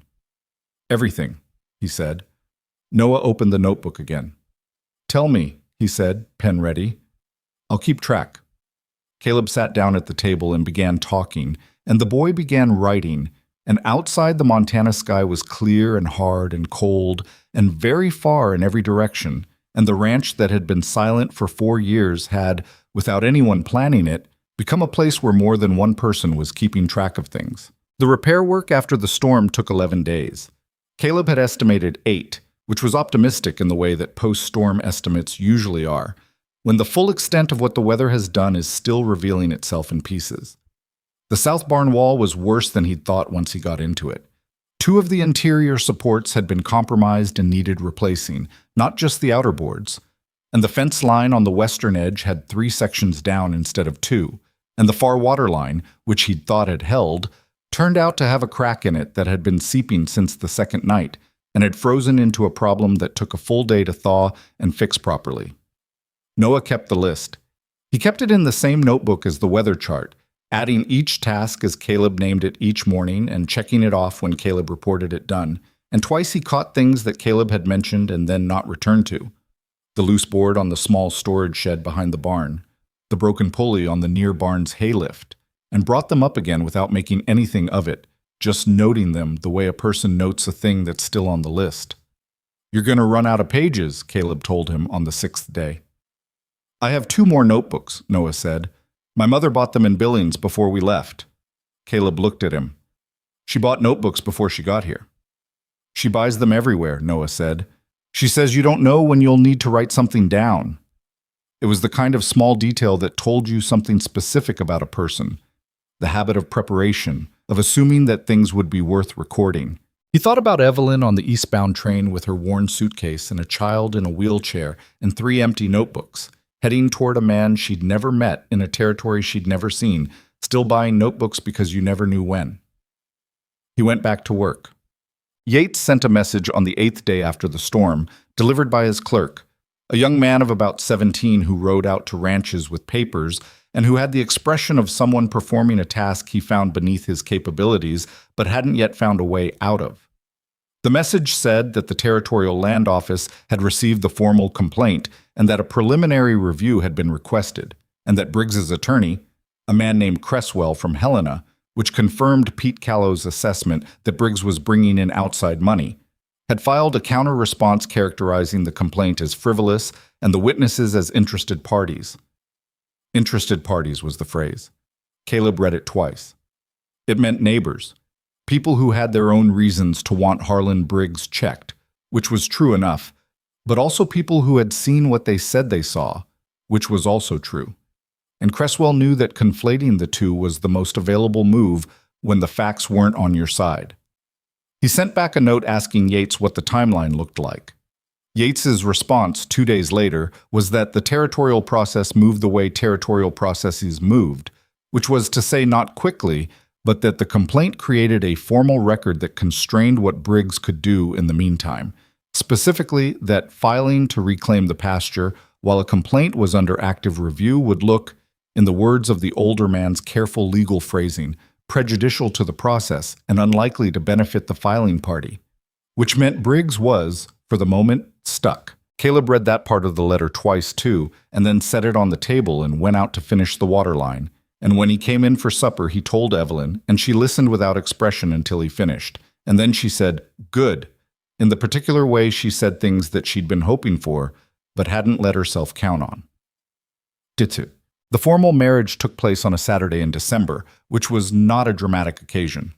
Caleb had raised the subject 10 days after the storm, on an evening when they were both at the table and Noah had gone to bed, and the house was quiet in the specific way it got quiet in deep winter, when the cold outside made the warmth inside feel earned. He'd said, "We should probably make the arrangement official," because that was the most honest way he knew to say it, not as a romantic declaration, but as a recognition that what they had built over the past 2 months was real enough to deserve a legal name, and that the legal name would matter in certain situations that he could imagine arising. Evelyn had looked at him for a moment. "Probably," she said. "It doesn't have to be. There's a justice of the peace in Red Willow. It doesn't need to be anything more than that." "I know," she said. She was quiet for a moment. "Do you want it to be more than that?" He thought about it honestly. "I don't know how to do more than that," he said. "I did the other kind once. I don't know if I can do it the same way." "I'm not asking you to," she said. He looked at her. "I'm not looking for the same thing I had before either," she said. "I'm not sure what I had before was as solid as I thought it was while it was happening." She turned her cup in her hands. "What I want is something real, whatever that looks like." "I think this is real," Caleb said. He said it carefully because he meant it carefully, not as a sweep of feeling, but as an assessment, the same way he'd say the waterline is solid or the south wall will hold. "Yes," she said. "I think so too." So they went to Red Willow on a Saturday and stood in front of Justice Alderman, who was also the land recorder and whose office smelled of ink and old paper, and they said the necessary words. Pete and Ruth Callow came as witnesses because Ruth had found out it was happening and had simply stated that she and Pete would be there, which settled the question of whether there would be witnesses. The widow Schofield came too, small and upright in her good coat, and Clara Callow stood beside Noah's wheelchair, and the two of them whispered something to each other during the legal language portion that made Clara put her hand over her mouth to keep from laughing. Afterward, Ruth Callow produced a cake from somewhere. She had clearly planned this without mentioning the plan to anyone, and they stood in the cold outside Alderman's office eating cake, which was a good cake, and the widow Schofield told a story about her own marriage that involved a runaway horse and considerable property damage, and ended well, and Pete Callow laughed until he had to lean against the building. It was not dramatic, it was cold and cake, and people who had shown up, which was its own kind of thing. On the drive home, Noah sat in the wagon bed with the blanket around him and the thin winter light on his face, and after a while he said, "Clara wants to come see the cattle records in the spring." "Does she?" Caleb said. "I told her about the chart. She wants to see if there's a pattern across years, but that would take more years than I have data for." He considered this. "Unless you have records going back." "Some," Caleb said. "Not organized the way you'd want them." "I can organize them," Noah said. Evelyn was looking at the road ahead. Caleb could see from the way she was sitting that she was very carefully not showing anything on her face, which was its own way of showing it. "We'll look at them when we're home," Caleb said. Bolts. January brought a different kind of pressure. Cresswell, Briggs's lawyer from Helena, filed a motion with the Territorial Land Office that challenged the standing of 3 of the 4 witnesses on the grounds that they held properties adjacent to or near the disputed pasture and therefore had a material interest in the outcome. It was a narrow argument, and Yates said so when he wrote to Caleb with the news. But narrow was not the same as wrong, and it would require a response, and the response would take time and cost money that Caleb didn't have in surplus. He laid it out for Evelyn that evening the way he'd gotten into the habit of laying things out, plainly, without softening the edges, because she had demonstrated repeatedly that she handled unsoftened edges better than most people handled the softened version. She listened, and then she said, "What does Yates need?" "Time and a fee for the response filing." "How much?" He told her. She was quiet for a moment. Then she went to the back of the kitchen and opened the tin she kept on the high shelf. He had never asked about the tin, and she had never mentioned it, and counted out a portion of what was in it and set it on the table. "That covers the filing," she said. He looked at the money and then at her. "That's yours," he said. "It's ours," she said. "We're married." He could have argued the point. He didn't argue the point, partly because she was right, and partly because arguing with Evelyn about things she'd already decided was an activity with a very poor return on investment, which he'd established fairly early. He sent the fee to Yates the next morning. What Cresswell's motion actually accomplished in the end was something Briggs probably hadn't intended. Ruth Callow heard about it. Ruth Callow had a way of hearing about things that operated on principles Caleb didn't entirely understand, but the information moved through her the way information moved through certain kinds of people, quickly and with consequence. She arrived at the Whitmore ranch on a Tuesday with Pete behind her and sat down at the kitchen table and said, Cresswell says the witnesses have an interest. Fine, let's get him witnesses who don't. Who doesn't have an interest? Evelyn asked. People who don't share a fence line, Ruth said. People who did business near that pasture but don't own land adjacent to it. She looked at Caleb. Who sold you cattle in the years you were using the eastern pasture? Who bought from you? Caleb thought. Harmon, in Billings. He bought 3 times, and the Elster brothers over in Cutter's Creek, I sold to them twice. And there was a buyer from the rail company he came through several years running. Do they remember you? I don't know. You should find out, Ruth said. A buyer from Billings who watched you move cattle through that eastern pasture 3 separate seasons has no interest in your fence line. Cresswell can't touch him. Pete was nodding from the other chair. It's the right angle, he said. Commercial witnesses. Yates can do something with that. Noah, at his end of the table, had his notebook open. Write down the names, he said to Caleb. All of them you can think of. Caleb looked at him. Before you forget any, Noah said reasonably. Caleb wrote down the names. The letter to Harmon in Billings went out that week, and the letter to the Elster brothers, and Caleb rode into Red Willow to give Yates the names and watched the old man's expression shift from the controlled, careful look he used for difficult situations to something that was, if not quite confidence, closer to it than Caleb had seen from him. Commercial witnesses, Yates said. Yes, this is good. He was already making notes. If Harmon remembers the pasture, and buyers like Harmon remember cattle country because it's their business to remember it, then we have someone who saw the use of that land with no stake in the outcome. He tapped his pen. I can build something with that. How long? Getting statements takes time, but the motion from Cresswell bought us time anyway, because nothing moves while responses are being filed. He looked up. This came from Callow. His wife, Caleb said. Yates made a sound that was something between a laugh and a cough. Ruth Callow is a formidable woman. She is, Caleb agreed. He went back down the stairs and out into the January street and thought about the way the thing had moved. From his own narrow view of the problem, to Evelyn's suggestion about Yates, to Pete's statement, to the widow Schofield's refusal, to Ruth Callow's instinct about commercial witnesses, to a list of names in Noah's careful handwriting. He had not solved this alone. He was not sure he could have.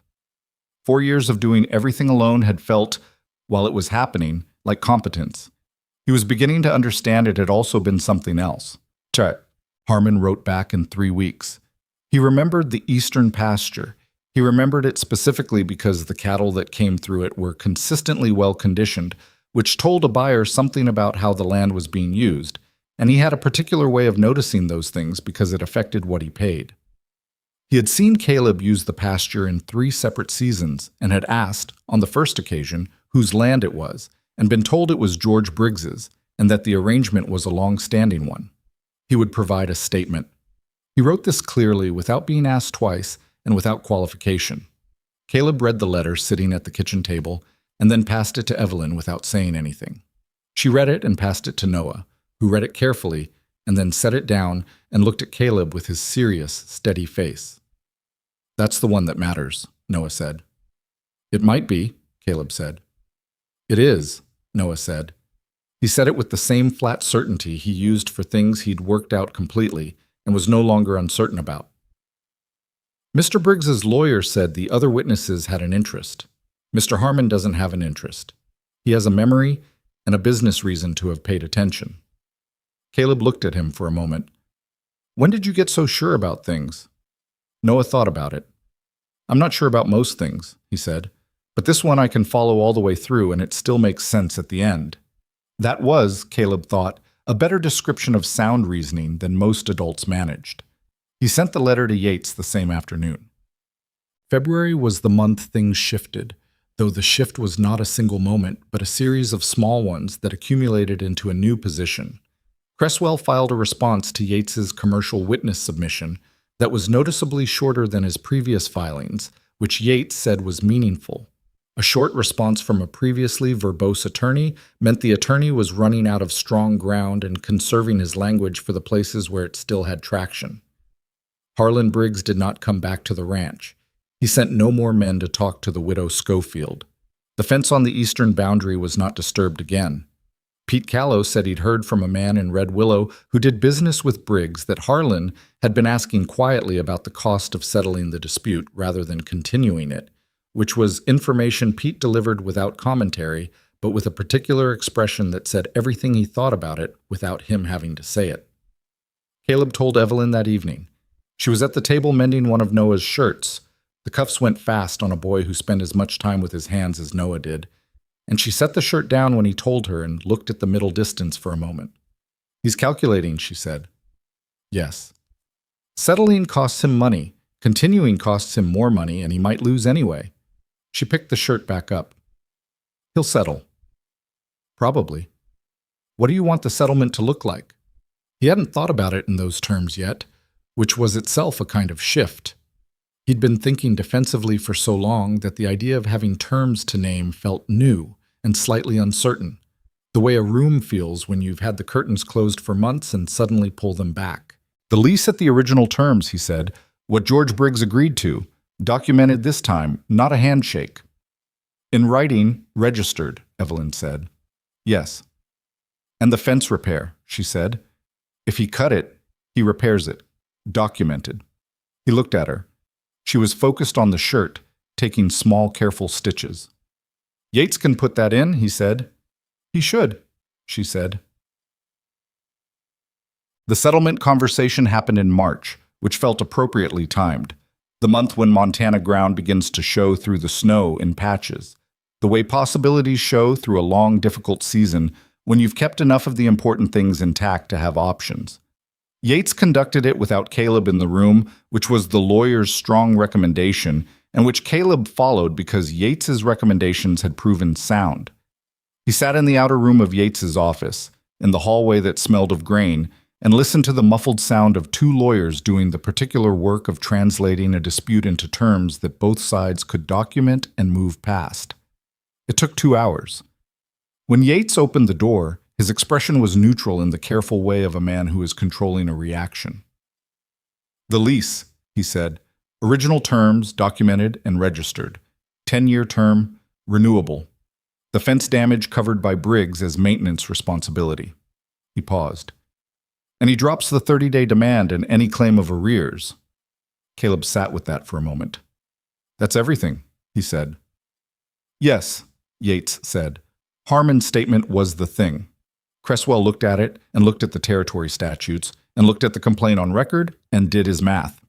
He sat down in his chair with the slow, careful movement of a man who has been standing for 2 hours and his legs know it. Briggs did his math too.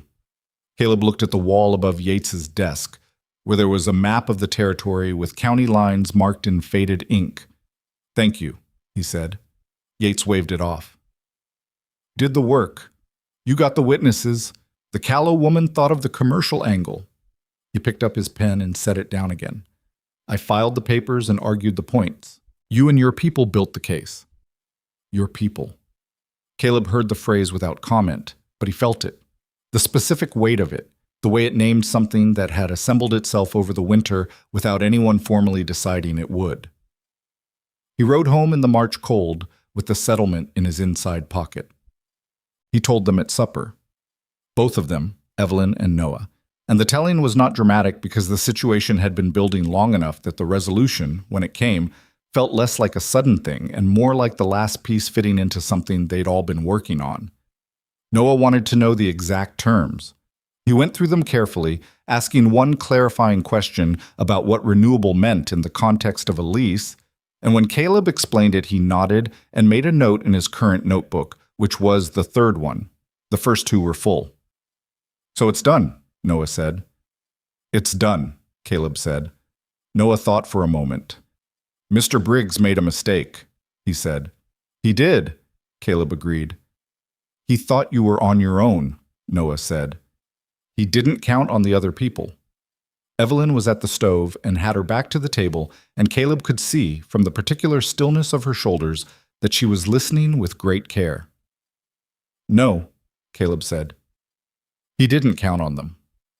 Noah seemed satisfied with this as an analysis. He closed his notebook. Later, after Noah was in bed, Caleb and Evelyn sat at the table in the way they'd gotten into the habit of sitting in the evenings. Not always talking, sometimes just occupying the same quiet, which was different from the silence of the house before they came, because this quiet had another person in it, and before it had just been the absence of sound. "I want to tell you something," Caleb said. She looked at him. "The first day, at the station." He looked at the table. "I nearly pointed you to the boarding house on Crane Street." "I know," she said. "You know?" "I could see it," she said. "You were deciding." He was quiet for a moment. "I don't know why I picked up your bag instead." "I think you saw Noah," she said. She said it simply, without making it sentimental. "You looked at him, and you stopped deciding." He thought about that, about the boy on the platform with his careful face and his large eyes, and his particular quality of self-possession. It isn't easy," Caleb said. "Any of it. The chair. What he can't do." "No," she said, "but he doesn't—" He stopped, trying to find the right words for something he'd been observing for 4 months without articulating. "He doesn't spend any time on what he can't do. He just goes straight to what he can." "He learned that early," Evelyn said. There was a particular weight in how she said it, the weight of someone who knows what the learning cost. "How old was he when it happened?" 3, she said. "A wagon accident. He doesn't remember the before clearly now. This is just how things are for him." She looked at her hands. "Sometimes I think that's a mercy. Sometimes I think it means he never gets to mourn what he lost. I'm not sure which." Caleb looked at her. She was not asking for reassurance. She was just saying a true and complicated thing, which was what she did. "I lost a son," he said. It was the first time he'd said it out loud in 4 years. Not because he'd been hiding it. The town knew, she knew, it was not a secret, but because he had not said those specific words in that specific order since the autumn it happened.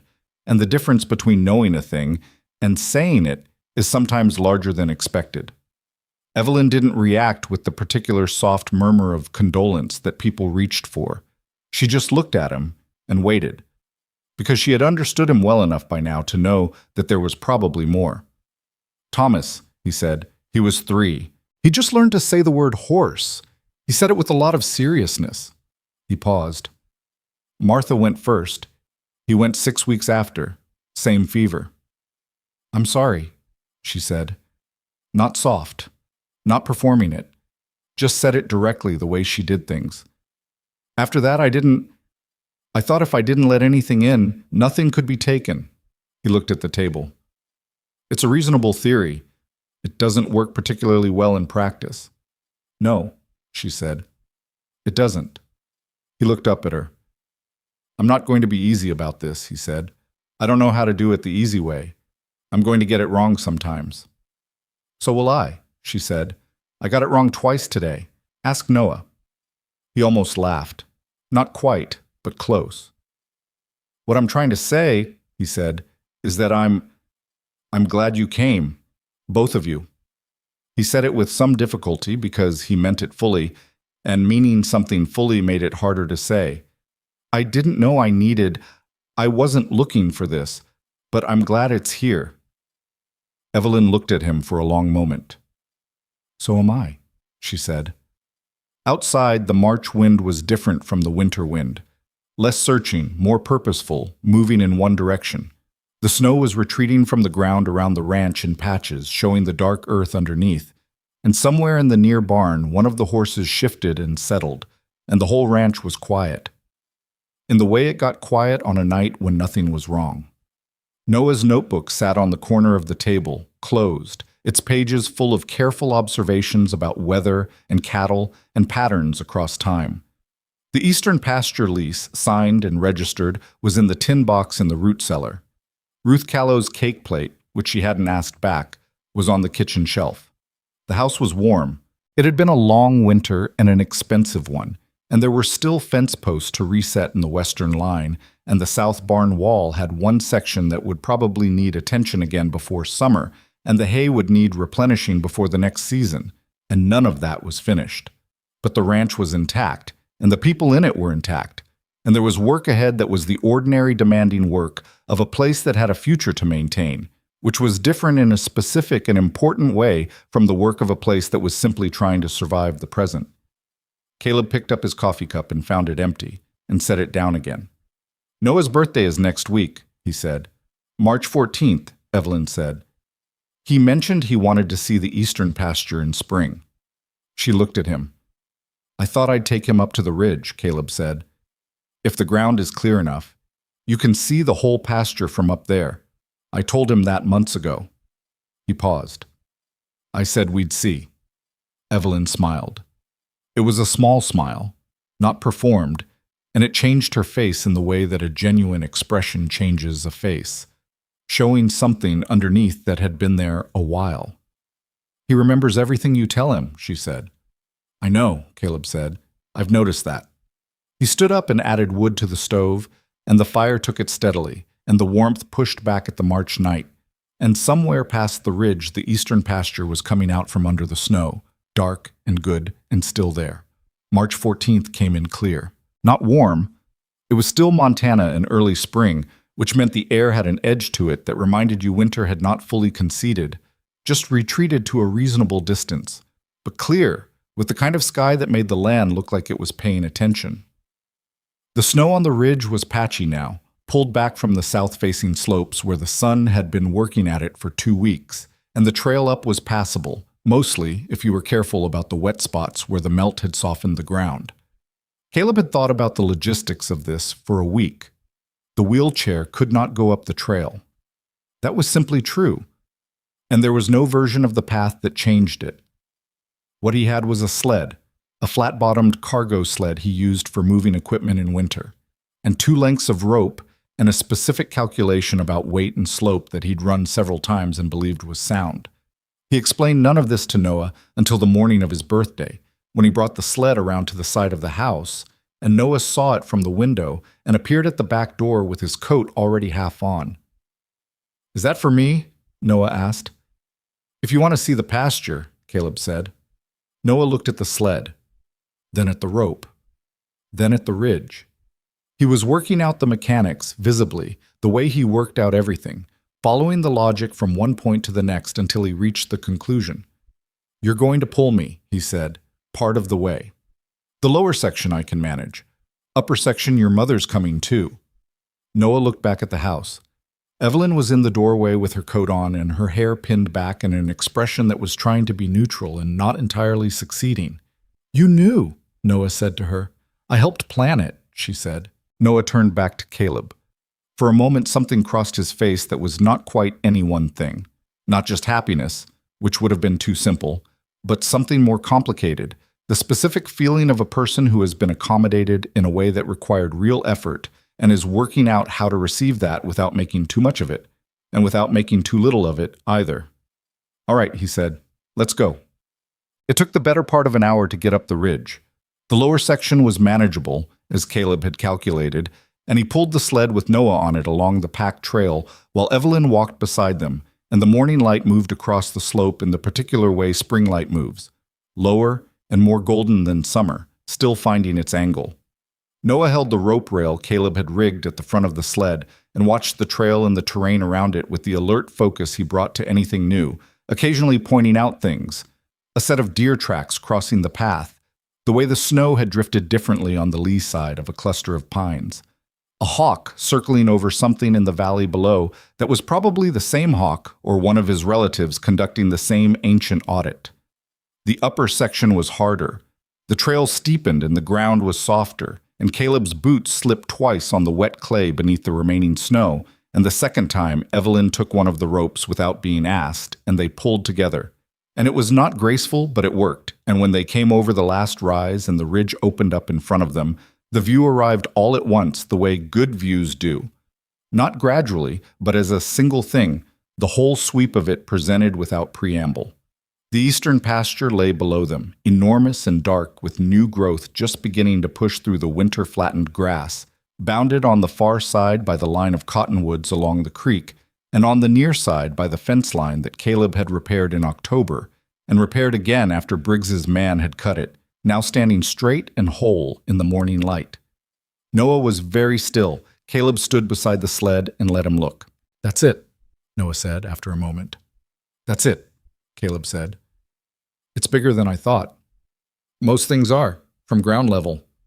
Noah looked at the fence line. He knew the story of the cut wire and the photographs and the whole winter's worth of legal maneuvering. He had kept the list. He had heard the conversations. He understood what the pasture had cost to keep. He looked at it now with the expression of someone seeing an object whose history they know well and are finally viewing in its full context. "The cattle will go in when?" he asked. "Few more weeks. Ground needs to firm up." "I want to count them in," Noah said. "When you move them. Can I be there?" "We'll get you close enough," Caleb said.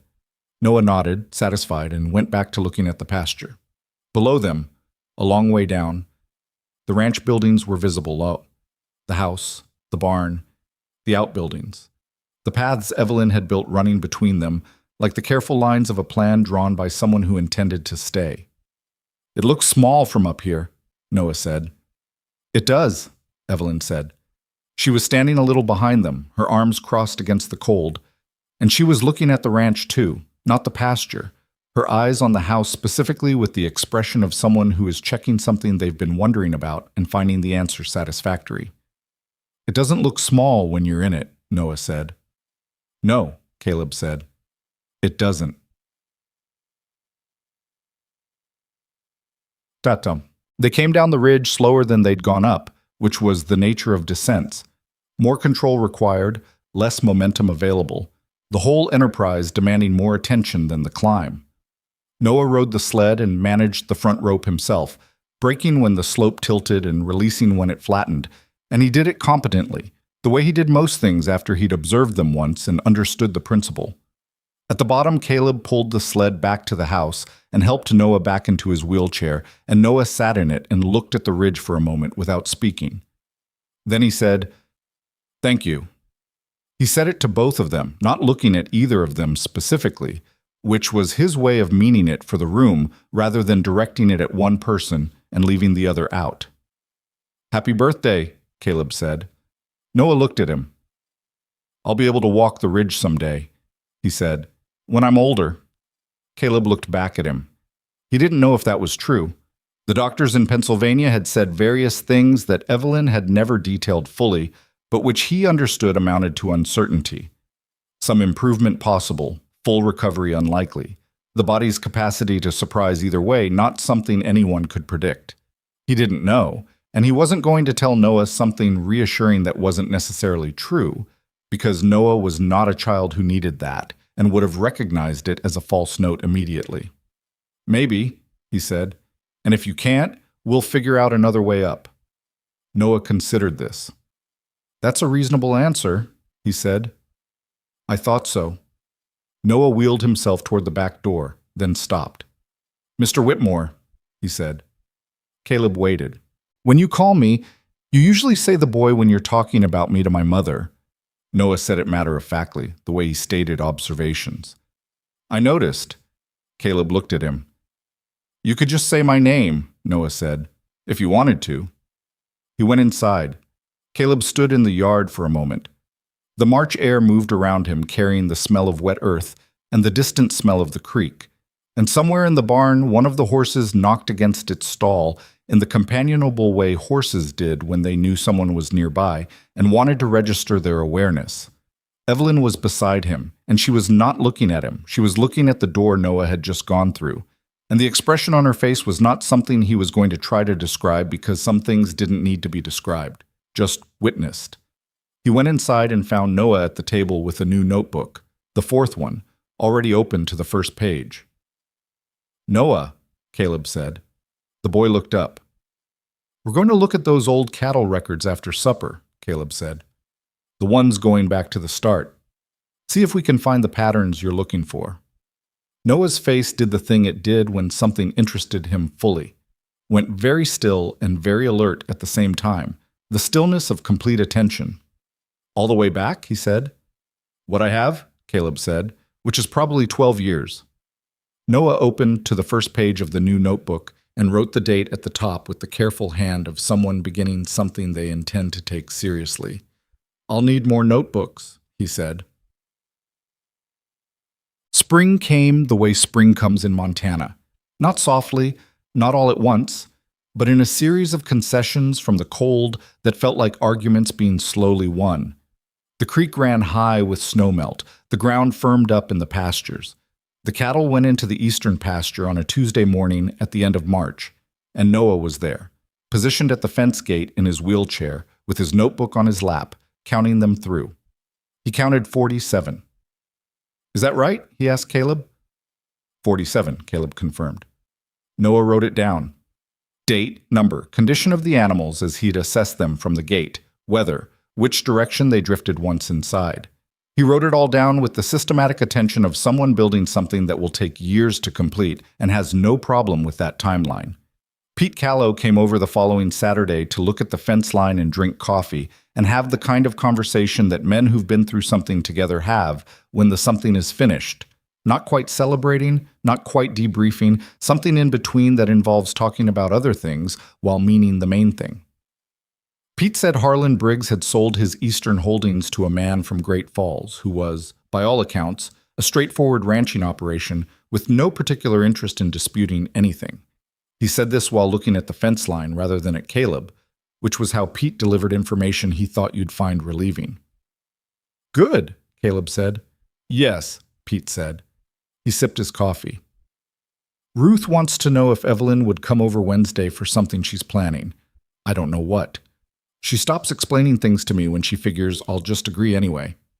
"I'll tell her," Caleb said. They stood at the fence for a while looking at the eastern pasture.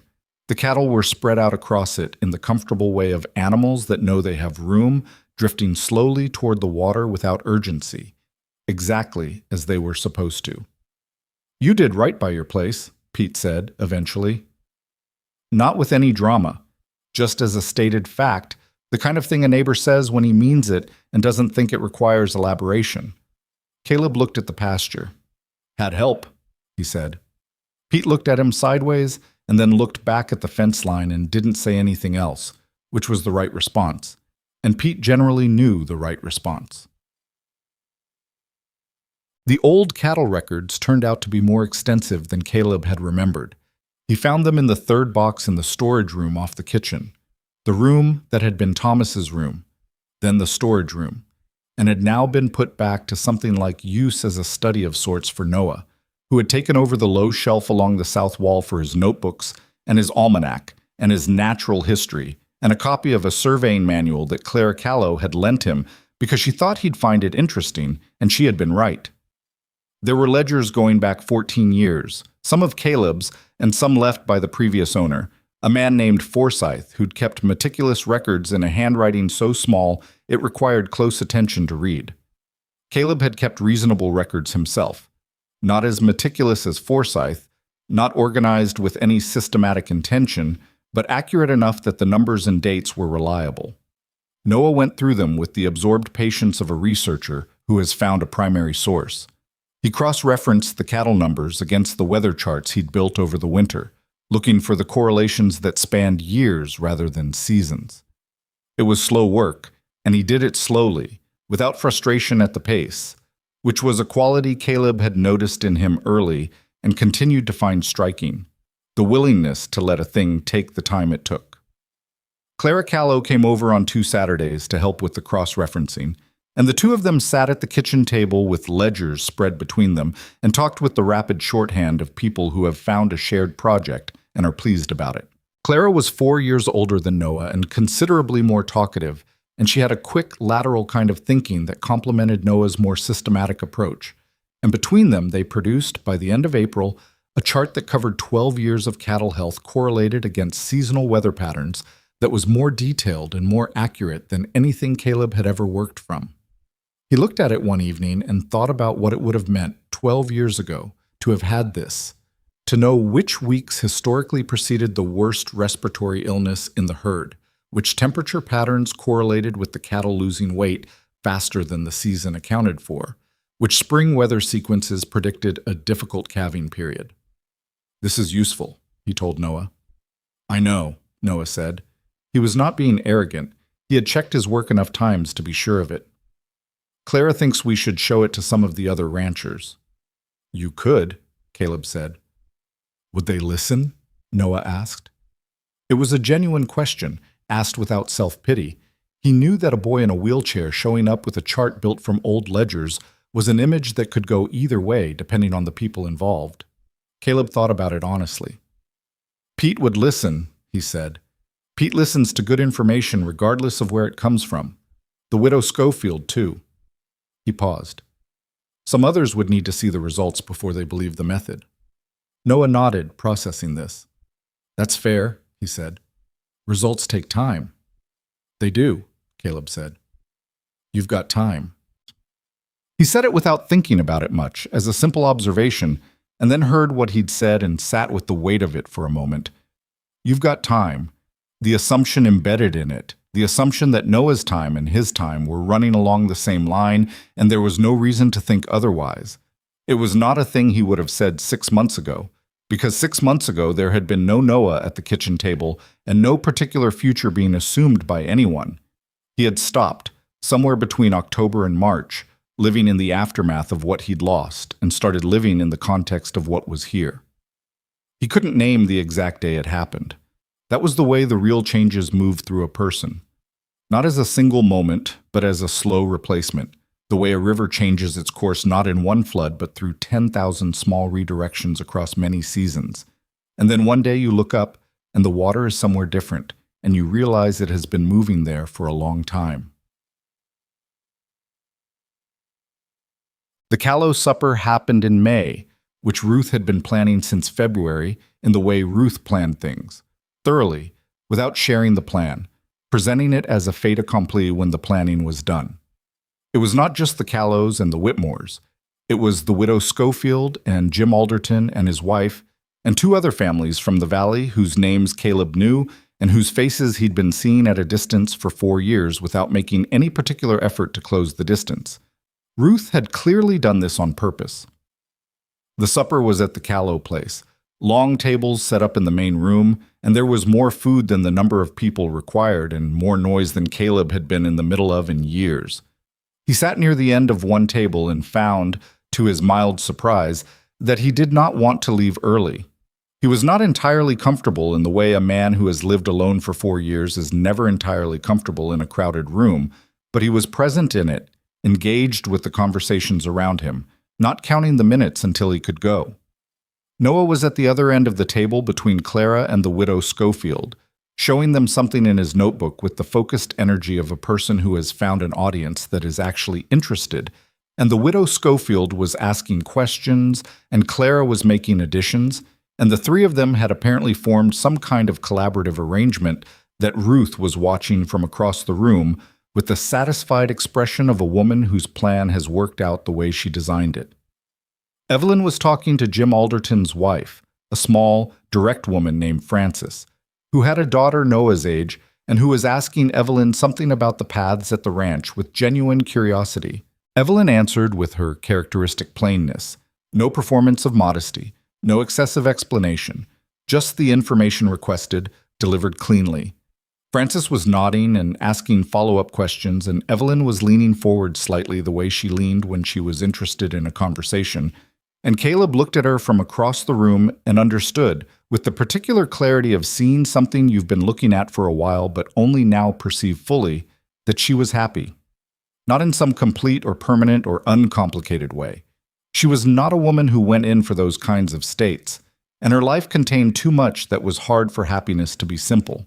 But she was here, in a room full of people who knew her name and had asked her questions and would remember her next time, and she was not planning how to leave. She glanced across the room and caught his eye, and she did not smile exactly. It was more the small adjustment in her expression that meant she had registered something, the same expression she'd had on the ridge when she looked at the ranch from above, checking something and finding it as expected.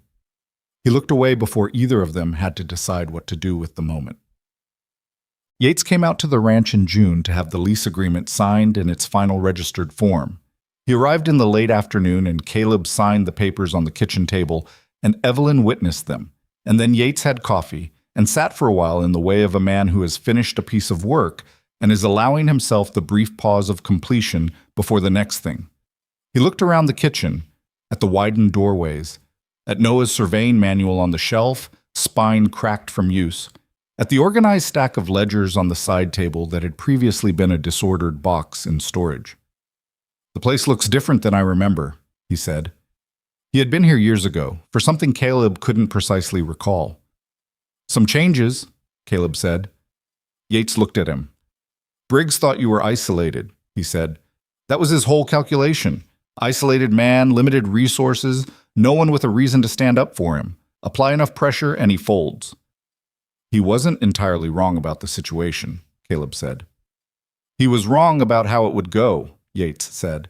"That's the part that mattered." He finished his coffee and gathered his papers and went down the porch ramp, the same ramp that had once been 3 insurmountable steps, and got up on his horse with the careful movement of a man whose joints had opinions about horseback riding that he was overriding by intention. At the gate, he turned back. "Your boy showed Pete Callow that weather chart," he said. "Pete told me about it, said it was the most useful piece of ranching information he'd had in years." He looked at the house for a moment. "He's something, that boy." "Yes," Caleb said. "He is." Yates rode off down the road. Caleb stood at the gate in the June afternoon and looked at the ranch, the whole of it visible from here, the house and the barn, and the paths running between them and the eastern pasture in the distance, the cottonwoods along the creek showing their early summer green.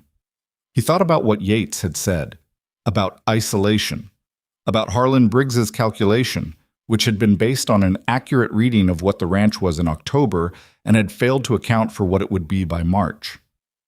That was the thing about certain kinds of calculations. They were correct at the moment of making them, and then the situation changed and the calculation became an artifact of a world that no longer existed. Briggs had looked at a man alone on a ranch and seen a man alone on a ranch, and what he'd actually been looking at was a man alone on a ranch who was about 2 weeks away from not being alone anymore, and no amount of legal maneuvering could do anything about that once it had happened. The people you didn't see coming were the ones who changed the arithmetic. The Eastern Pasture lease was renewed for 10 years, registered and documented in the Territorial Land Office in Helena, a copy filed with Yates, and a copy in the tin box in the root cellar alongside the photograph of the cut fence line and the letter from Harmon in Billings, and the other papers that told the story of a winter when something had been fought for and kept. Noah filled 4 notebooks between October and June. The 5th one he started in July was the first one that Clara Callow's name appeared in as a co-contributor, which was her idea. She had wanted to formalize it, which was very much in keeping with her character, and Noah had agreed, which was in keeping with his. The widow Schofield came to supper twice that summer, and on the second occasion she brought a crate of preserves and the news that she had talked to 2 ranchers in the next valley over who had heard about Noah's weather and cattle charts and wanted to know if the boy could share his methodology. Noah received this information with the careful steadiness he brought to most things, and when the widow left, he sat at the table for a long time, not writing anything, just thinking, with the particular look of someone working out what a thing means for the shape of their future. "What are you going to do?" Evelyn asked him. "Write it up properly," Noah said, "so it can be given to people in a form they can use." He looked at her. "Is that all right? Is it what you want to do?" "Yes," he said. "I think information it shouldn't just stay in one notebook." He looked at his stack of notebooks on the shelf. "It should go somewhere." It was not a small thought for a 7-year-old. It was not a particularly childlike thought. It was the thought of a person who has understood early, because they had to, that the world is not automatically arranged to include you, and that if you have something to offer, you may need to find your own way to offer it. Caleb sat across from him. There are things you understand about a person slowly, over the long course of days, and then one day you look at them, and all the gradual understanding assembles itself into a single clear moment of recognition. He looked at Noah, at the careful face, the pen ready, the notebooks stacked on the shelf he could now reach because the rail along the wall let him move. The notebooks that had started as a way for a boy in a wheelchair to make himself useful in a place that hadn't been built with him in mind and had become something that other people in the valley wanted access to. And he understood something he should not try to say out loud because saying it out loud would not improve it. This was the ranch Thomas would never get to grow up on, and it was not Thomas's ranch, and those two things could both be true without either one canceling the other out. He had not replaced what he lost. You could not replace what he lost. But the empty place in his life had not stayed empty, and the people who had filled it had not filled it by being substitutes for anything. They had filled it by being entirely themselves, Evelyn with her 3 notebooks and her blister and her direct way of saying hard things, Noah with his almanac and his chart, and his 7-year-old certainty that information should go somewhere. He had not been looking for a family. He had been handed one on a Tuesday afternoon at a train station by a woman holding a worn suitcase in one hand and a wheelchair in the other, and his first instinct had been to point her toward Crane Street, and instead he had picked up her bag. He still wasn't entirely sure why. He thought some days that maybe the honest answer was not particularly dramatic. Maybe he had just looked at the boy's face and seen someone who was not asking for anything except to be somewhere that was real and that had been familiar enough to recognize. The cottonwoods along the creek were full and green that July when Caleb finally took Noah all the way to the edge of the eastern pasture, not just to the fence line, but through the gate and partway along the packed trail that ran the length of the field, the ground hard enough in summer to manage the wheelchair without trouble, if you kept to the higher line where the grass was short. The cattle moved away from them without alarm, which was the sign of a herd that was not distressed, just going about its business. Noah had his notebook. He always had his notebook. He wrote the date and the time and the condition of the grass and the number of cattle he could count from where they stood and which direction the herd was drifting. Southwest, he said. That's the water. Yes, Caleb said. But the weather pressure today would push them north if it were changing, Noah said. So the southwest drift means the weather's stable. Probably through the week, Caleb said. Noah wrote it down. They stood in the eastern pasture in the July afternoon, the boy with his notebook and the man who had brought him here, and the land was wide and the sky was the hard blue that the Montana summer makes when it is doing its best work. And somewhere behind them on the path, Evelyn was walking toward them from the gate because she had decided to come after all, and the sound of the creek carried across the field with the steady, indifferent sound of water that has been moving over the same ground for longer than anyone's memory reaches. You do not know, when you drive a wagon away from a train station with 2 people you did not expect, that you are driving toward a life. You do not know when you build a ramp or widen a doorway or sit down at a kitchen table at midnight with a 6-year-old who has asked an honest question that you are building something with a future in it.